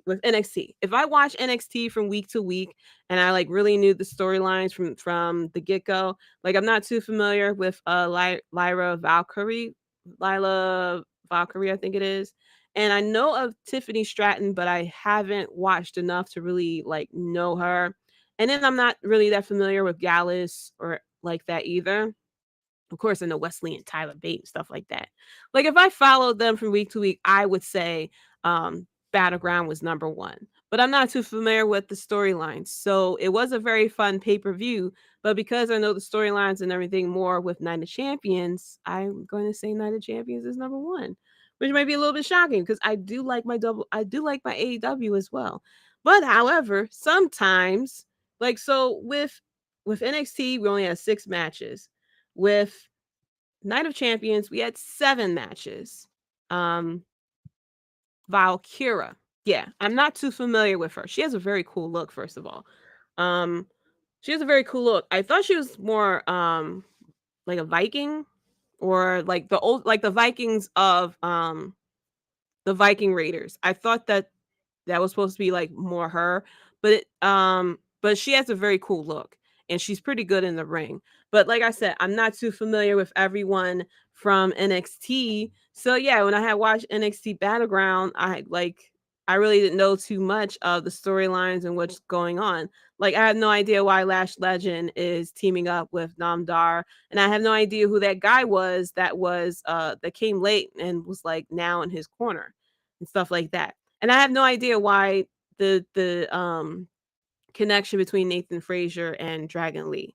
So yeah, that's why I said Night of Champions is here, and NXT Battleground is like right there, like right underneath. If I like watch NXT weekly and knew exactly what was going on, NXT Battleground would have been number 1. But yes, but yeah, people, you're probably surprised because, like I said, and Night of Champions has 7 matches, and then we come to the 10 match main card, but total 11 matches of Double or Nothing. And quite frankly, some of these matches really didn't need to be on the card. But before we get into the actual matches, there was a funny little segment during the pre-show where Arn click bang bang Anderson was being interviewed, and RJ City asked him when he goes out there, are you going to be packing heat? And Arn chuckled and said, ask your mama. That popped me. And then RJ was like, here is my new stepdad, Arn Anderson. So yeah, I thought that was pretty funny. Now, I did not check out at all this damn 6-man tag pre-show. That with the stipulation that if Matt Hardy wins, he take ownership of Ethan Page's contract. Which they did win. So Ethan Page and the Guns had teamed up going against the Hardys and Hook. I heard Jeff Hardy did not look good at all during the match. I missed most of it. So I have no opinion on it. I have no opinion at all on it. So yeah, I kind of missed it all. But I heard not so good things about Jeff Hardy during this match. So I didn't go back and check it out, which I should have. I should have went back and checked it out. But you know, it is what it is. So then we start out with the 21-man Blackjack Battle Royale for the AEW International Championship. We had Tony Nese, Ari Daivari, Commander, Kip Sabian, Chuck Taylor, The Blade, The Butcher, Bandino, Lee Moriarty, Trent Barretta, Keith Lee, Ray Phoenix, Juice Robinson, Jay White, Ricky Starks, Brian Cage, Dustin Rhodes, El Penta, Zero Miedo, and Big Bill, along with Orange Cassidy. Devin said you didn't miss anything really, which I figured. I just heard bad things about Jeff, and I was like, I was hoping he was on a good streak, but he wasn't looking too good during that match. So with this battle royale, I understand this is the match that let's try to squeeze in as many people as we can for the pay-per-view, that this is pretty much like Andre the Giant battle royale that we had here. Truthfully, we didn't need all these people. I don't think anybody was really rooting for the Butcher and the Blade to win here, or for Lee Moriarty. I mean, the best friends worked because, of course, they were working along with Orange Cassidy. But this would have been better if this was like a fatal 5-way or something like that, instead of like a bunch of shit that was happening. First of all, we had Jay White in this match, and I am disappointed at Mr. Tony Khan, Mr. Booker of the fucking year, that you have Jay White in this match. And you know, Jay White at the Forbidden Door was booked strongly and was more important than AEW, than Jay White is elite version. I'm not understanding what is happening here. Like, I figured he was put into this because of him and Ricky Starks. And then, we had Keith Lee in this along with Swerve. I figured they were put together in this because they had beef with each other, which we kind of saw. It was a moment between those two during this match. I just don't get the inconsistency with some of the things that's happening in AEW. We really didn't need this battle royale. This battle royale got better once it was less people in it, and then we got down to the final four, which was Penta, Big Bill, Swerve, and Orange Cassidy, which I wouldn't have that on my bingo card. Probably Penta, because first of all, I love the Lucha Bros.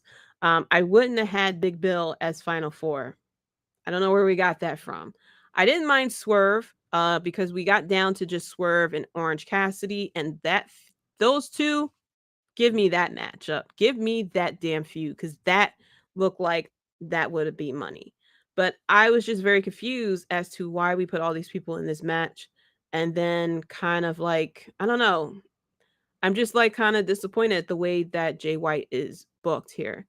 That he's kind of booked more as like the side piece for Juice Robinson instead of like this is the former fucking leader this is the most recent leader of the Bullet Club, and you're supposed to be New Japan, and everybody knows our people type of situation, and I'm just not understanding why we are getting some of this stuff with Jay White. I'm not understanding that. But I feel like this could have been a lot more with this match.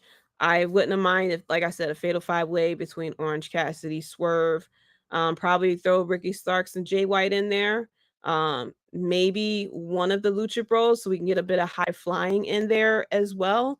So I don't know why we couldn't do that, or even a 6-man match or something. But the battle royale, it was just a lot. It was just a lot, and we really didn't need it all. Like, we could have had instead of like a over 22 minutes of this battle royale for us to get down to the good portion of the match, we could have had a solid 15-minute match between a triple threat or a fatal 4-way match between and have really solid wrestling, especially for this to be the opener. So a bit of a hit and miss with that one. But in the end, Orange Cassidy won, which I'm not really too surprised with. They really booked Orange Cassidy as the workhorse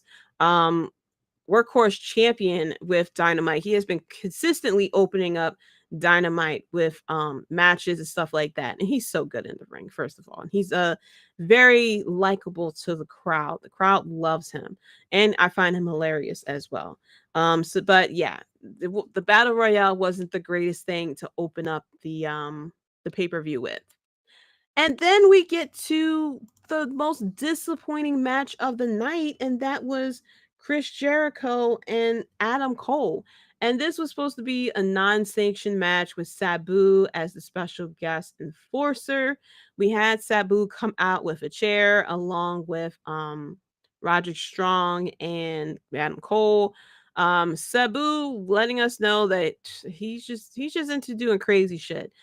Because he got on the top rope, and I think it was Angelo Parker who was on the table, and Sabu gets onto the top turnbuckle, and he just falls over. He doesn't jump or anything.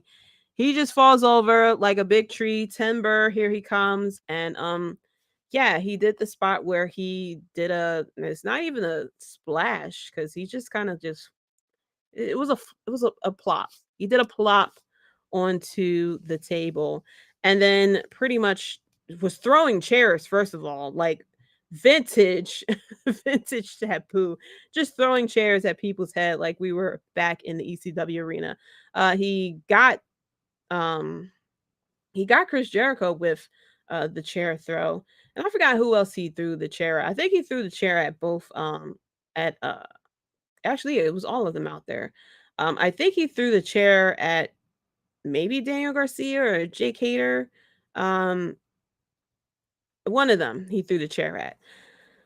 But this match was so disappointing because Adam Cole talked so much shit of what he was going to do to Chris Jericho. I'm going to beat you and this, that, and the third, and I'm going to fuck you up and everything. And it's like, well, he did all this shit to the love of your life and everything like that. And we get to this match. Like, we don't, like, I understand. We don't need blood or anything like that. This doesn't need to turn into a John Moxley. But there was like no intensity with this match. For these two to have such a heated rivalry but leading up to this wasn't an intense match. Now, it did seem like Chris Jericho had gotten a head injury sometime during this match, so I think it really changed the course of this finish. But overall, like, it really felt like the average match you would find on Raw, like a 9:30 match that you would find on Raw. There was no intensity to it. It felt like these two just want to get through the motions and want to get to like the next spot or the next sequence, stuff like that. There was more intensity in the match between Roderick Strong and Chris Jericho than it was the match between these two. I mean, we didn't need to really get it to Dragunov versus Dijak type of levels, because I'm sure everybody wants to stay pretty and everything like that. But there's just no intensity with it. Like, it picked up a little bit once we got the chain involved, and towards the end of Adam Cole just sitting there, he punched Jericho a little bit with the chain, but it was just like a little bit of intensity that we saw there. But by that time, it was just like too late to really like save the match. But this match went on for 17 minutes, and for like maybe 16 minutes, we didn't get that much intensity. Like, I didn't feel anything with this match. Like, we had Britt Baker who came out, and then we had Saraya come out to take out Britt Baker as well.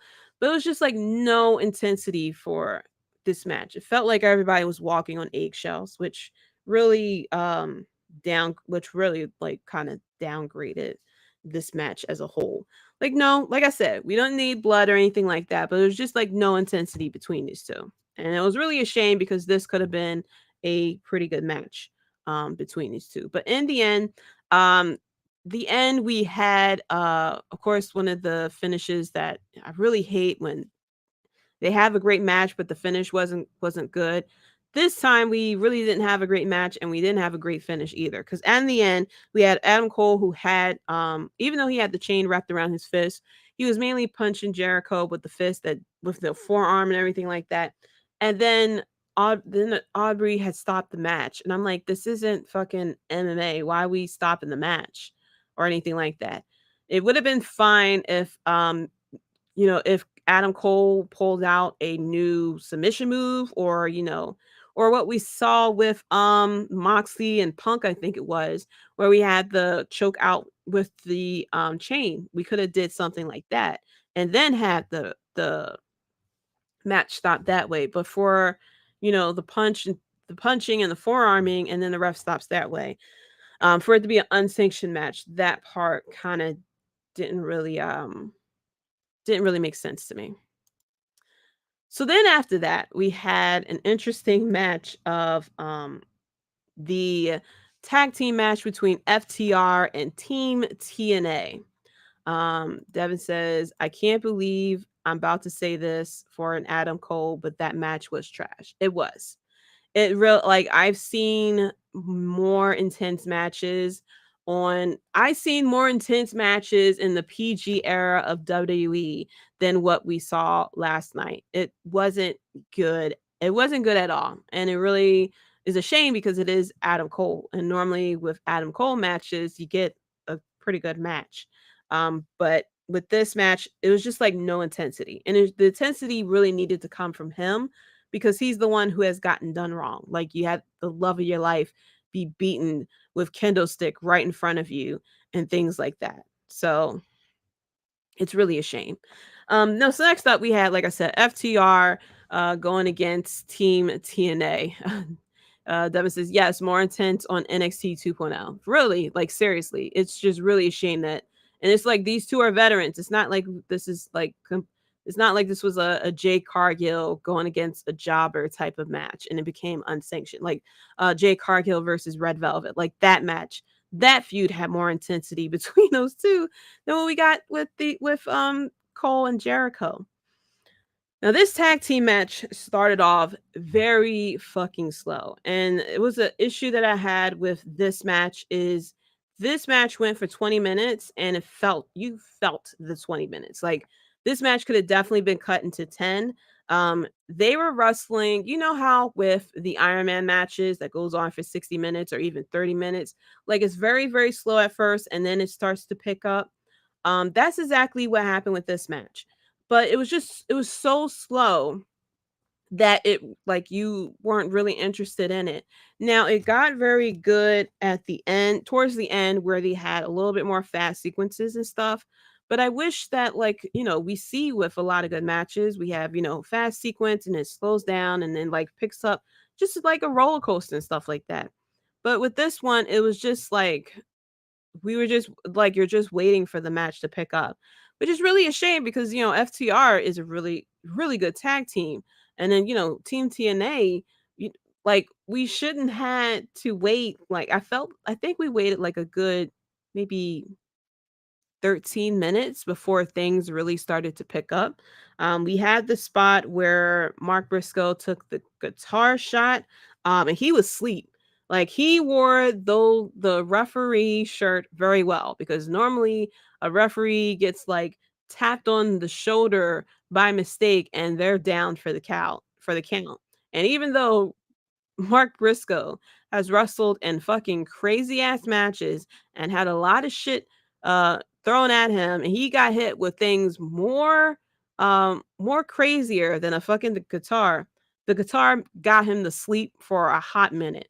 Then we had the spot where Aubrey come down and then Karen Jarrett had hit her with the guitar and then slipped and fell right after that. That made me pop that Aubrey had took the guitar spot as well. But yeah, this match, it took such a while for it to pick up. And but once it like picked up, it was like the match started to get very good after a while. In the end, FTR did retain the title. It seems I selfishly wanted Team TNA to win just for the chaos. But we had FTR who retained, and we had Mark Briscoe who definitely definitely sided with FTR in the end, and it was a pretty good moment between them as well. But yeah, this match, it started off very well, but then it picked up and it got a lot better. But yeah, which is really a shame because, like I said, this they were pretty good tag teams, and we've seen better matches with these two tag teams as well. So after that, we had the TNA championship with a ladder match. This match, first of all, with Arn Click Click Bang Bang coming down ringside. We had Luchasaurus as well. This match was fine.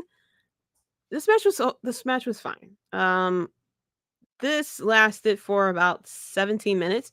It was some crazy spots that happened with this match. First of all, there was the spot where Christian was climbing up the ladder and Wardlow climbed on the top rope to jump onto the ladder, like we've seen happen with different people before. I think we saw it mainly with Ricochet in WWE. I forgot it was someone else who did a spot like that too. However, fucking Wardlow doesn't realize, sir, you are not Ricochet size. You have a lot more muscle mass than that. So when he jumped onto the ladder, he like made a big impact to where I thought he fucking broke his ankle or something like that. The way that he hit that ladder. And of course the ladder bent from it, which he was about to climb again. Luckily, he decided to throw the ladder, to get rid of the ladder and use a different one. But first of all, shout out to Christian Cage for rocking the turtleneck again. Like I said, he is outworking everyone on these turtlenecks. I give him such props because we're now entering June, okay? It is going to be 90 degrees here tomorrow in Philly, and it's been 80s and high 70s all week, and Christian is still rocking the turtleneck. Like, do you know how much dedication you have to the turtleneck to rock it past March? Like, normally turtlenecks are made for winter. But he's rocking this bad boy through spring and into fucking summer. So I salute that man because that takes a lot of dedication. We had talks about turtlenecks here in the recent and past episodes of the Russell Bread podcast. So y'all know how I feel about turtlenecks. But man, this man is just really out. Like he said he's going to outwork everyone. And we didn't know. We thought he meant outworking as far as wrestling, but he is out here outworking everyone as far as wearing that turtleneck. But the most craziest thing that happened during this match, no, Arn Click Click Bang Bang Anderson did not pull out a gun, but he went to attack Luchasaurus and bit off his thumb.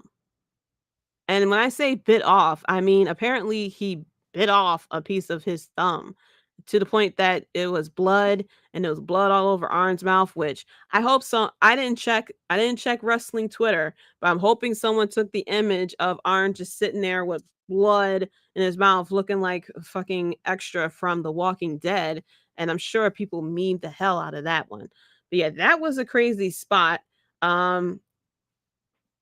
I'm sure John Moxley was somewhere very upset that someone else is bleeding and it's not him. He probably was sitting there like, I wonder why I didn't think of that before, of someone biting my thumb and then I swipe my thumb, blood all over, whatever. But yeah, this match was actually kind of good. Very, like I said, very surprising with that thumb spot. But in the end, we had Wardlow who retained the title. It looks like we could possibly be continuing this feud between Wardlow and Luchasaurus here, because we thought it was going to be Wardlow versus Luchasaurus, but instead we got Christian as well, which I'm not too mad about either. So next up we had for the AEW Women's Championship, we had we had Toni Storm going against Jamie Hayter. This match was very short, so I don't know if this is because Jamie Hayter is actually injured, so they decided to keep this very short and sweet. This was a very weird match. It felt like the sequences were out of order or something like that. There was a very weird spot where there was the exposed turnbuckle. I forgot the exact sequence, but there was an exposed turnbuckle, and it felt like I think Jamie Hayter hit the exposed turnbuckle right in front of the ref, but it was like nothing really done about it. I was very confused about that part. But this match only lasted for like 3 minutes. And then we had Toni Storm, who became AEW champion again. And there were some people who felt some type of way of Toni winning the title again. But I think this will give, if Jamie Hayter is really injured, let her heal up. You could definitely start doing the vignettes, bring her back for All In, and have a rematch between these two women, which I'm sure will be definitely crowd favorites as well. But first of all, shout out to Toni Storm, who sat there and called out the fact that she was an interim champion and was like, that interim champion was a bunch of bullshit. Right, Tony Khan? And of course, Tony Khan really didn't know how to respond to that. So, not too much to say really about this match. This match pretty much was I think it was pretty much someone was injured and they had to take the title off of her. So I'm interested to see what happens from here on out with Toni Storm as champion. So afterwards, we had the open house rules 6-man tag team match for the AEW World Trios Championship. We had House of Black come out, which I love their entrance, first of all. And they had great looking masks as well. And they had the open challenge of who they would go against. And out comes the Acclaimed. And everyone loves the Acclaimed. So we had, first of all, 2 verses out of Max Caster, who sat there and mentioned how Buddy is cooked by a kid named Dominic, and you can like, who was it? Was it I think it was Brody King who looked over at Buddy Matthews and was like, "You cool, dog? Like, are you okay?" Cuz man, that can make someone walk away and like go cry in the corner. Like, cue the little gif of the guy of the UPS guy from Friday running to the car with his arms waving, and Chris Tucker's like, he gonna cry in the car. That was Buddy Matthews. He was definitely gonna cry in the back, and probably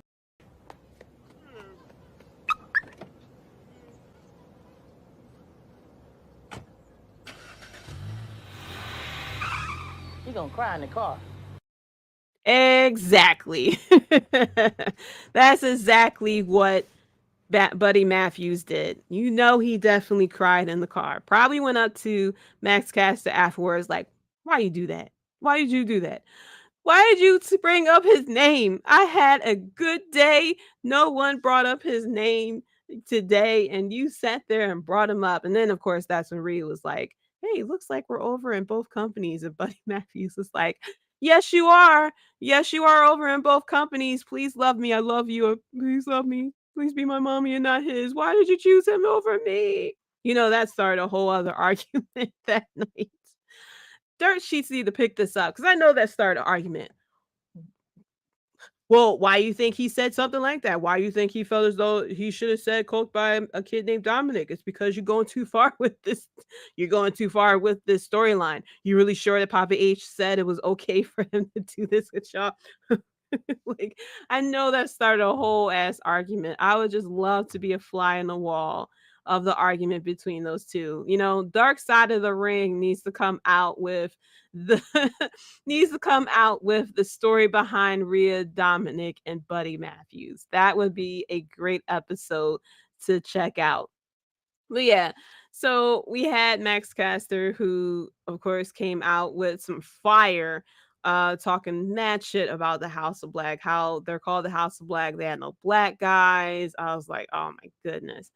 And what was the other thing? He said something about how Brody King looked like he came from RuPaul's Drag Race and everything like that. I'm like, oh my gosh, sir. And then we had this whole second verse out of these two. But yeah, I think the stipulation was they didn't need a stipulation for this match, but oh my goodness, the crowd was just so in love with the Acclaim. Billy Gunn's having the time of his life, yo. Like, the time of his life. He is so fucking over. Like, definitely reliving how popular it was during the D-Generation X phase. He has his own shirt, his own saying. Everybody waits for him to, you know, throw up the scissors and, you know, the scissor me daddy ass and everything. He's just living a fantastic life. I mean, Shawn Michaels is just stressing down at NXT. He got them kids talking back to him. He's like a fucking 11th grader substitute teacher down there. Okay. Then you got Road Dogg, who pretty much was begging for a job in AEW. And then he eventually, once Triple H got the reins back as far as creatively and stuff like that, he ran and got a job there. But he's not on TV. He's not being put over or anything like that, except for when he made the announcement for the draft. And then there's Triple H, who is just looking over his shoulder because Vince McMahon has been calling him every single week, like, what the fuck are you doing? Where's Austin Theory? Don't do this.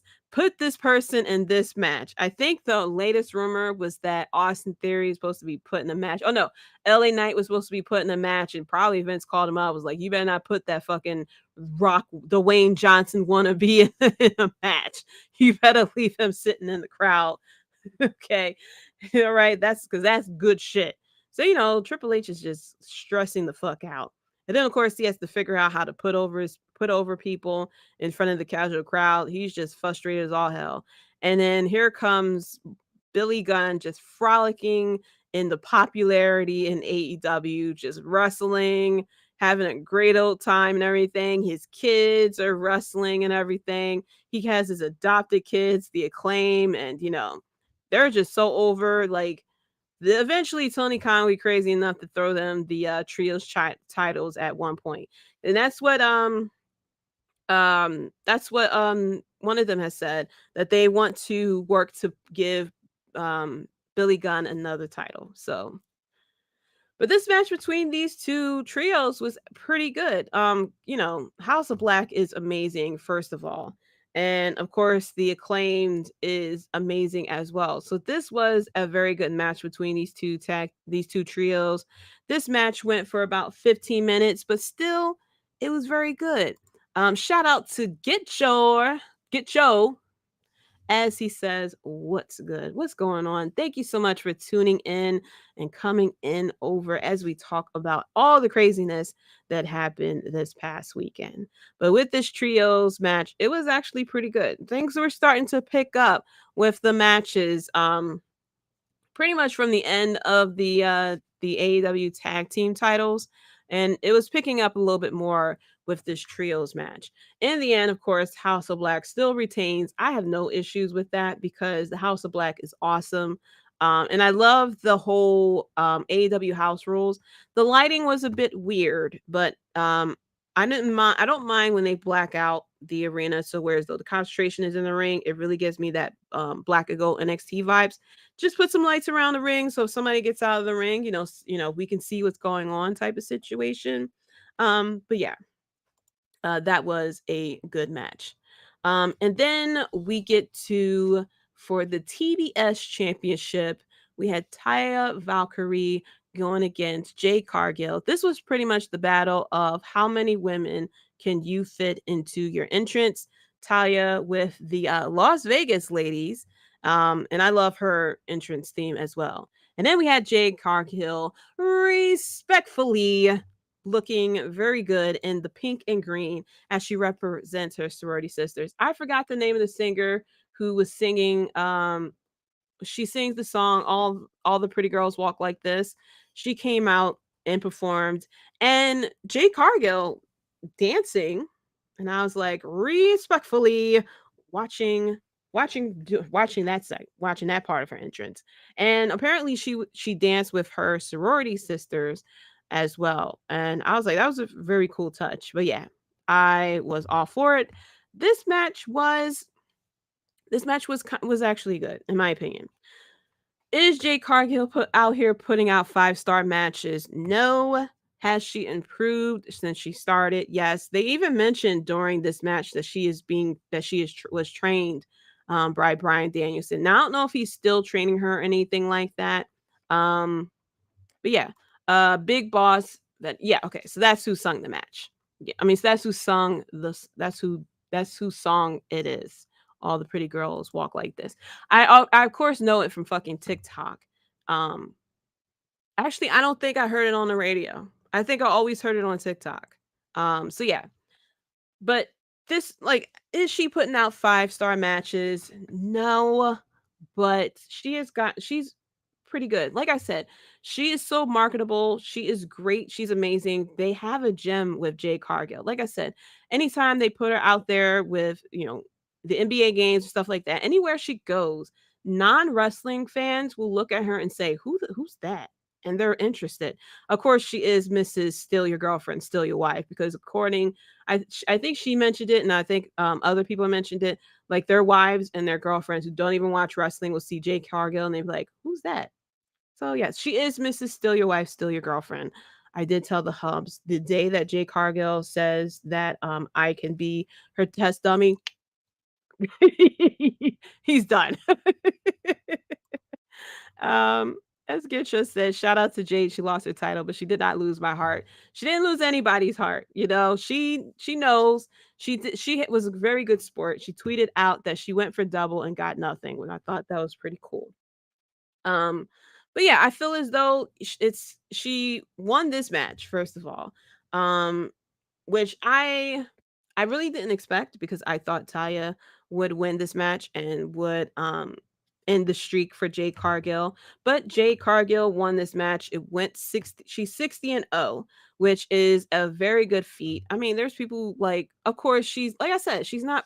Is she putting on 5-star matches? No, but she is such a great gym. She needs the time off and everything like that. Now I was doing the watch along, so I didn't hear what was going on because we were all reacting to the fact that Jade Cargill won.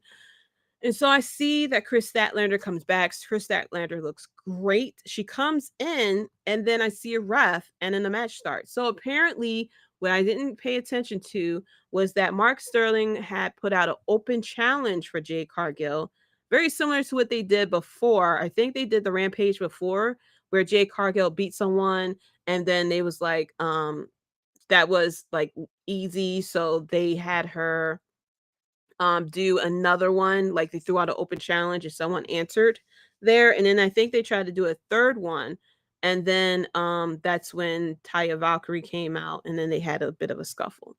So they kind of did it the same thing in this one, but it was Chris Statlander who come out and sat there and came out, and they had a match, which I was very surprised about.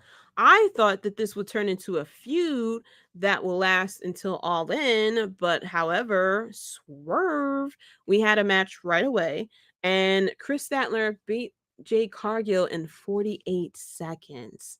Really felt WCW like, with the whole streaking and losing it very quickly.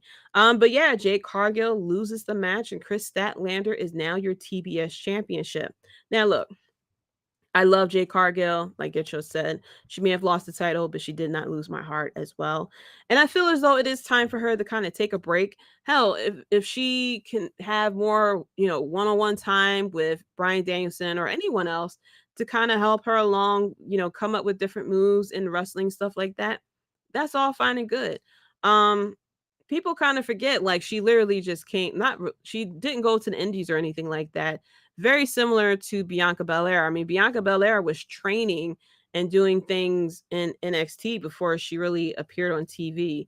So for Jade Cargill to kind of like, come in here, and I think she's been in the company for I think it's been 2 years at this point, and maybe a little bit longer, but she only been wrestling for 2 years. And, now she has time off, whether she can improve her wrestling and stuff like that, come out with different moves and stuff. But it could be very possible. I'm not upset that she lost the title. There was a lot of people who were upset that she lost the title, but she can now go on to Collision, or if they do decide to bring her over to Dynamite, I think she'll be great for Collision as well. If they put a couple more women over there to get her to get into different feuds and stuff like that, because for whatever reason on Dynamite, they can't handle too many women's matches on Dynamite. Tony Khan can't book that many women's matches on Dynamite. So I'm hoping that they put her on Collision, because even though she is so great, I really dislike the fact that she was on Rampage, because it was very hard to watch Rampage, especially when they start switching up times because of sports and stuff like that. But I'm hoping that they throw her on to Collision, get her going there, put her in a couple of really good feuds. Because truthfully, even though, yes, she was 60-0, she really didn't have that many major feuds. I mean, she had the feud with Red Velvet and stuff like that. That was kind of okay, but really wasn't that intense. And then, like, the best feud that she had was against Nyla Rose, but that kind of, it wasn't as good. So I'm hoping that we put her on Collision, put her against some really good feuds between people. Now that she lost, she can kind of she can still be dominant, but but there's not the pressure of having her do a streak again. Like, she could do the rubber matches, lose one, win one, and then we get the rubber match in the end. Obviously, it shows that, she is so loved, okay, that she can come out with a loss and still be good. Kind of like Seth Rollins. As far as, and I don't mean like wrestling ability, I mean as far as who can lose and is still marketable to the crowd. And I think that's what Jade Cargill can be, that she is marketable to the crowd, that she can lose and still is put over with the crowd. But I'm ready for her to actually have actual feuds that go from week to week instead of constantly going through jobbers, because I feel as though that really didn't help her as much. I feel as though if she gets into these feuds and stuff like that, get into, deal with different wrestling personalities and stuff like that, I think that could really help her. I think her doing these jobber matches really didn't help her as far as wrestling ability. But Jade Cargill is still in my heart. So then, like I said, we had Chris Statlander going against Jade Cargill, and surprisingly, Chris Statlander is now TBS champion. Gonna be a shame because now Chris Statlander is now gonna be on to Rampage unless they make a swerve and put that title, have that title bounced on Collision as well, which I think will be a very good idea, is to have that title also appear on Collision as well, so that someone isn't stuck on Rampage all the damn time. And as we've seen with the ratings, not a lot of people really tune in to Rampage like that because they tend to bounce the time slots around very often.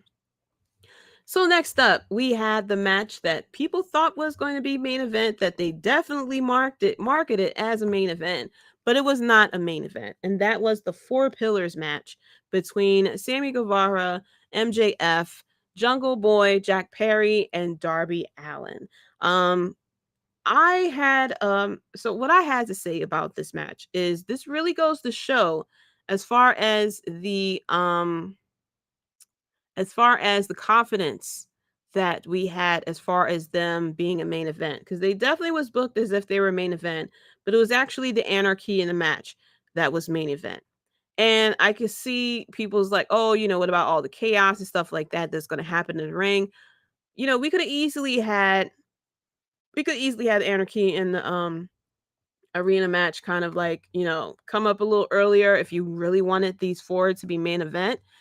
Have the finish happening in the ramp or backstage, clean up the ring while that's happening.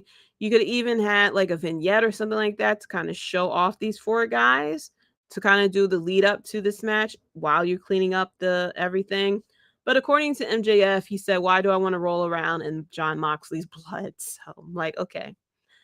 But this match between these four was a very good match. There was a lot of pressure for this match to be good because there has been a lot of attention put on the ex-WWE guys with FTR, Jon Moxley, CM Punk, Bryan Danielson, Christian Cage, Adam Cole, Swerve, the Hardys. There's a lot of AEW is heavy with the ex-WWE people. And so this match containing pure AEW originals, really there was a lot of pressure for this match to hold up and to be good, because if it wasn't, it really puts a damper on a lot of the AEW originals as far as the confidence in them. But this was a very good match between these four. We started off, first of all, Jungle Boy kind of came out there, so he really didn't have that much of a special entrance. Sammy Guevara comes out and announces that him and Tay are having a baby. So congratulations to them. He does a vlog too, and he kind of followed up with more about that as well. But I'm very happy for them. I'm very happy for them, and I hope that, parenthood is a joy. And it is a lot of fucking work as well. So I'm very happy for them. We had Darby Allin, who had, in my opinion, a very funny vignette with the Elvis wedding chapel. Someone wearing the paper mask of MJF. Darby comes in on skateboard, of course, starts attacking the person with the paper mask. Told Elvis, do you know how to get rid of a body? And Elvis was like, hell yeah.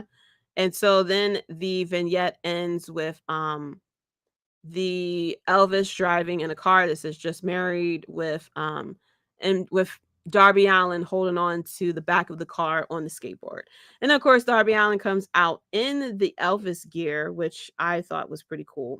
And then we had MJF, who had the devil mask on. He was sitting on a throne, sitting up high in the air, comes down, and you see the women like grabbing at him and stuff like that. So MJF wins as the amount of women that was in an entrance. As we started off with 2 women with Taya Valkyrie, and then we had like I think 6 with Jade Cargill, and I think MJF had like 8 or 10 of them or something like that. So yeah. But overall, this match was really good between these four. A lot of great sequences.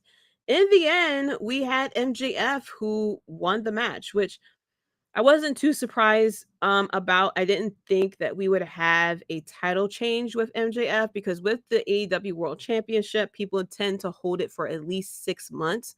So I think if we have MJF lose the title, I think it'll more likely happen at All In or All Out, depending on how they handle these pay-per-views with these two, because they're only a week apart. So only but so many people are going to appear on All In. Only but so many people are going to appear at All Out. So I think that's when MJF is going to lose the title, whether it be to somehow CM Punk or someone else as well. But overall, this was a very good match between the AEW Originals, and I'm very happy for them. And I'm very proud of them to show us, like, yes, definitely need to pay attention to these four because they are the future of AEW. Shout out to Brian Cook saying, hello, Queen Usi. Thank you so much for tuning in as well. But yeah, like I said, this was a very good match between these four. And a lot of people were cheering for Sammy Guevara. Looks like he's officially face, even though we really didn't handle if he is still part of JAS or not. It seems like he's done separate himself from it since he was going after the title. Of course, Darby Allin is Darby Allin. He's fucking crazy. And it's very interesting that MJF had he did the headlock takedown on Darby Allin and pinned him. So it seems like we could be continuing the feud between Darby Allin and MJF as well. Who knows? We'll see. But yeah, I'm very interested to see where we're going to go from here as far as MJF, who will his next feud will be against, and eventually who he will drop the title to as well. And then finally, we had the Anarchy in the Arena match, which of course we knew was going to be very crazy. First of all, I'm not familiar with the band who sung the song. I think they're called Violent Idols or something like that. The dude who was wearing the mask and the face paint. First of all, I didn't see it was a mask, so I was kind of like freaking out because it looked like it was blackface. And then I saw it was the mask, but I was very confused at why he chose to wear. I could see if it was just the black mask, but why the black mask with the face paint? And I was very confused as to why that happened, especially with today's time that people would have seen it and like side-eyed it, especially Tony Khan, who obviously had to have seen him from the get-go.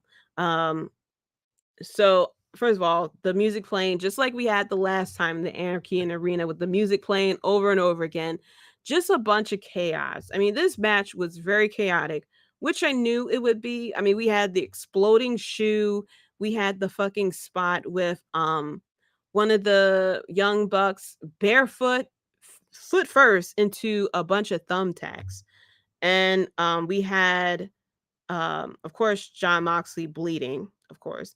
Then we had the spot of Bryan Danielson sliding down a railing and everything. Like, this match was simply chaotic. Like, a lot of craziness that happened.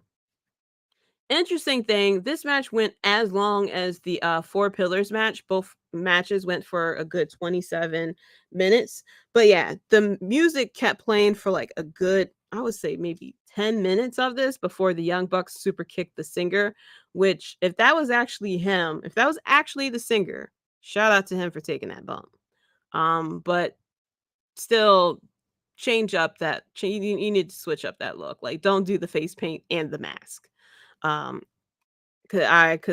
it was people who were talking about, I think they're called the Violent Idols or something like that. They do the cover for the song and everything like that. But it's like, come on, it's 2023. You know, people are going to talk about it. So you gotta steer away from it.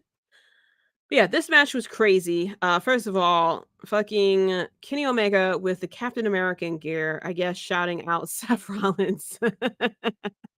But yeah, he was wearing with the Captain American get up, and I thought it was funny because he had the trash can lid at one point, and he was kind of using it as a shield, as if it was Captain America. And I also do appreciate a bit of the dynamic between Hangman Page and Kenny Omega, that they didn't forget that these two fucking faced each other for the title, that there is some unfinished business here. But the sequence between these two where I think Kenny, man, I forgot the sequence that they did with each other. But I think one of them went and did a standing shooting star press, something like that, or something like that. And then the other jumped over, got on the top rope, and did a moonsault. I forgot who it was. I forgot who did what, but that was Chef's Kiss. That was a very good sequence with those two. But of course, like I said, a lot of craziness in this match. Eventually we had a little bit of interference from a masked man who went and attacked the elite, and it was Konosuke, okay, along with Don Callis, and we had Wheeler Yuta from Philadelphia, who actually pinned Kenny Omega. So shout out to him. But man, I love the Blackpool Combat Club with these four guys, especially with Wheeler Yuta. Wheeler Yuta has been elevated ever since he got with them. But damn it, Bryan Danielson is such a treasure. I would love to just hear him just talk shit on the he just needs to just cut a promo, you know, and give us all the new words, how he calls everyone an amateur and stuff like that and everything. But yeah, very interesting finish with this, with Konosuke turning heel. So it's still I don't think that Don Callis is directly affiliated with the Blackpool Combat Club. I think it's kind of like a mutual respect thing. Like, we both don't like the same people. So, you know, I help you, you help me, scratch my back, I scratch your back type of situation. I don't think he is like a William Regal to the Blackpool Combat Club. But of course, you know, he is there with Konosuke, who we thought was going to join forces with Kenny Omega, but of course, they got to him. And Kenny, after the match, mentioned how he knows some people outside of AEW. He don't have a lot of friends, but he does have a few friends outside AEW that he can talk to. So looks like we're gonna have a little bit of a reunion, because there is someone out there who is not in New Japan who can definitely come over and help out. And he even mentioned it during Dynamite that Kenny Omega was not there. They thought he was in Canada. Hangman Page said, no, he is out of the country, but he's not in Canada. And it's like, ooh, those little drops, But unfortunately for the casuals, they have no idea what is going on. They like, of course, all these subtle hints are like going over the head.